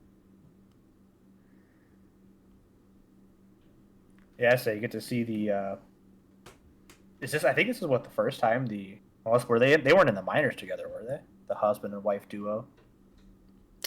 I don't think so. I'll be honest with with both the posts from Hummus and from Bianca about the whatchamacallit, about going to Cancun.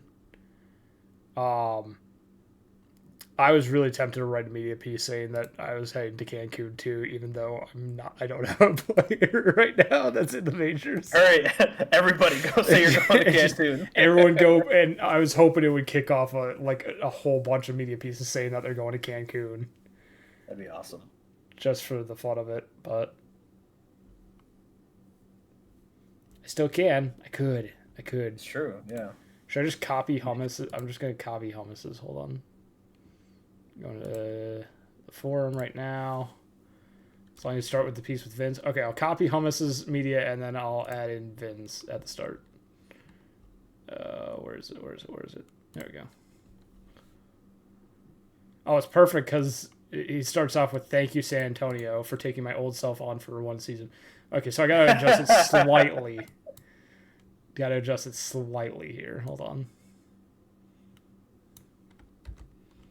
Okay.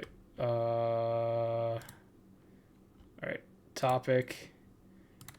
Gotta add a do not grade here. Just in case. Oh, dang it. Hummus is here. I can't. Guys, shut up. We're not doing anything.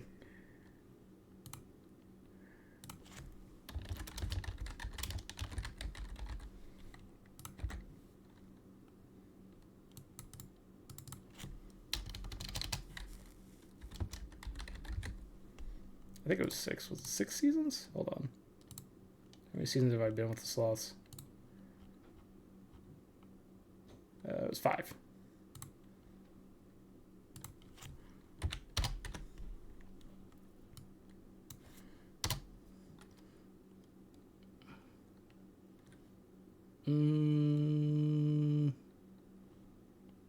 Okay, and then we do this. And then we do a little bit of this. Now we gotta do this. And then we gotta do something along this line. We're just gonna... No, I'm not gonna whitelist Imgur. Yeah, Hummus, I feel bad for... if Cancun is truly going, you're going to Cancun, then what happened to the Sloths this season? They didn't win a World Series, so the Hummus curse is back on. And now you're going to do that to Cancun. That's kind of rough. Oof. I don't think Twitchy and Sarah deserve that.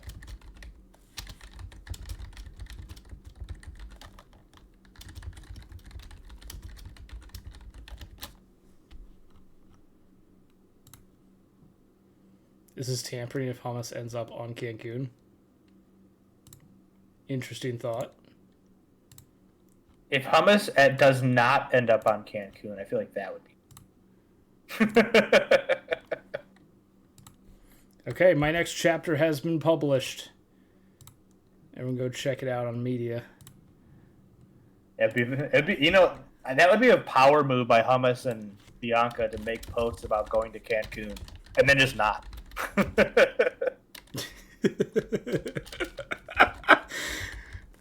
Can you imagine though? Alright, there we go. It's not plagiarism, it's creative borrowing. We're not gonna talk about the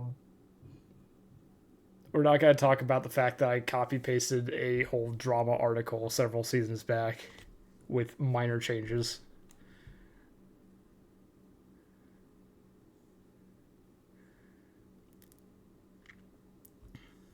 Tamperable right now.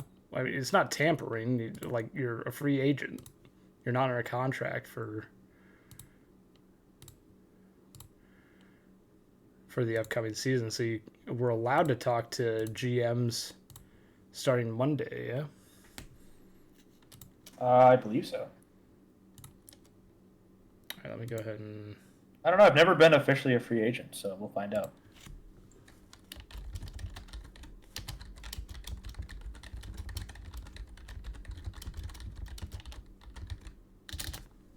I don't think I have been either, actually.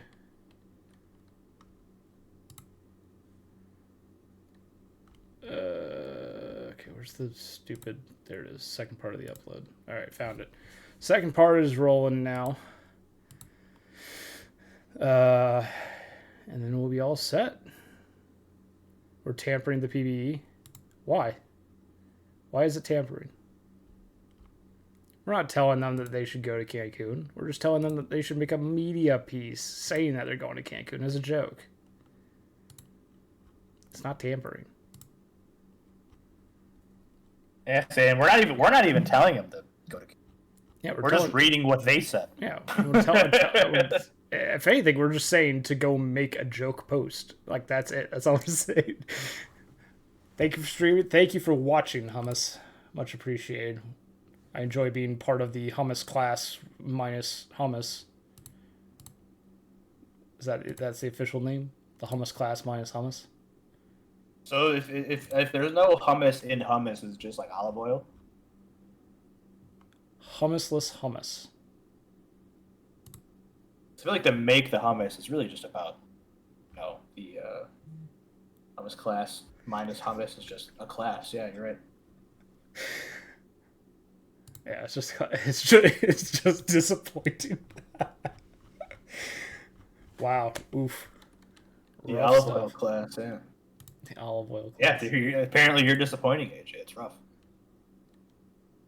I don't think he was calling me disappointed. I think he was calling just the draft class in general, like, disappointed. Maybe, I don't know. Roasted red Draft pepper class you're in? Yeah, but that doesn't necessarily mean that I'm disappointed. It just means that the draft class that I'm in is disappointing. All right. I think we're about right. But in all seriousness, the draft class that I'm in is absolutely not disappointing. We have a lot of fantastic new users joining the PBE, and we're really excited to have you all here with us. And we have a updated index. I'll just go ahead and post that in game day, and then we'll be all set to go. Any closing thoughts, Parquad? No, sir. Outside of just get ready for some exciting baseball and PBE action on Saturday as you get the Minors World Series and the Majors World Series. Minors World Series is usually around 12 or... Well, what's the time? Is it 1 Eastern? I think that's the one we know, right? It is... I have it up here. Hold on 1 second here. It is 1 p.m. Eastern. Yep. 1 p.m. Eastern, and then at the moment it hasn't been announced for the Majors one, but that one's usually later in the day. But either way, yeah, Majors and Minors World Series are always a fun time, so can't wait to see you guys there. Vipers ask, can I scout you? Absolutely. Send me a DM. I will answer any and all scouting questions. Just DM me on Discord. You can find me, my PBE Discord, the username thing says like post in Chatterbox. So go post in Chatterbox, and we will see you on Saturday for the Majors and Minors World Series streams. Thank you everybody for watching, and have a great rest of your week. AJ's DMs are always open. True facts. Take care, everyone, and have a great rest of your week. Yeah, have a good night, folks.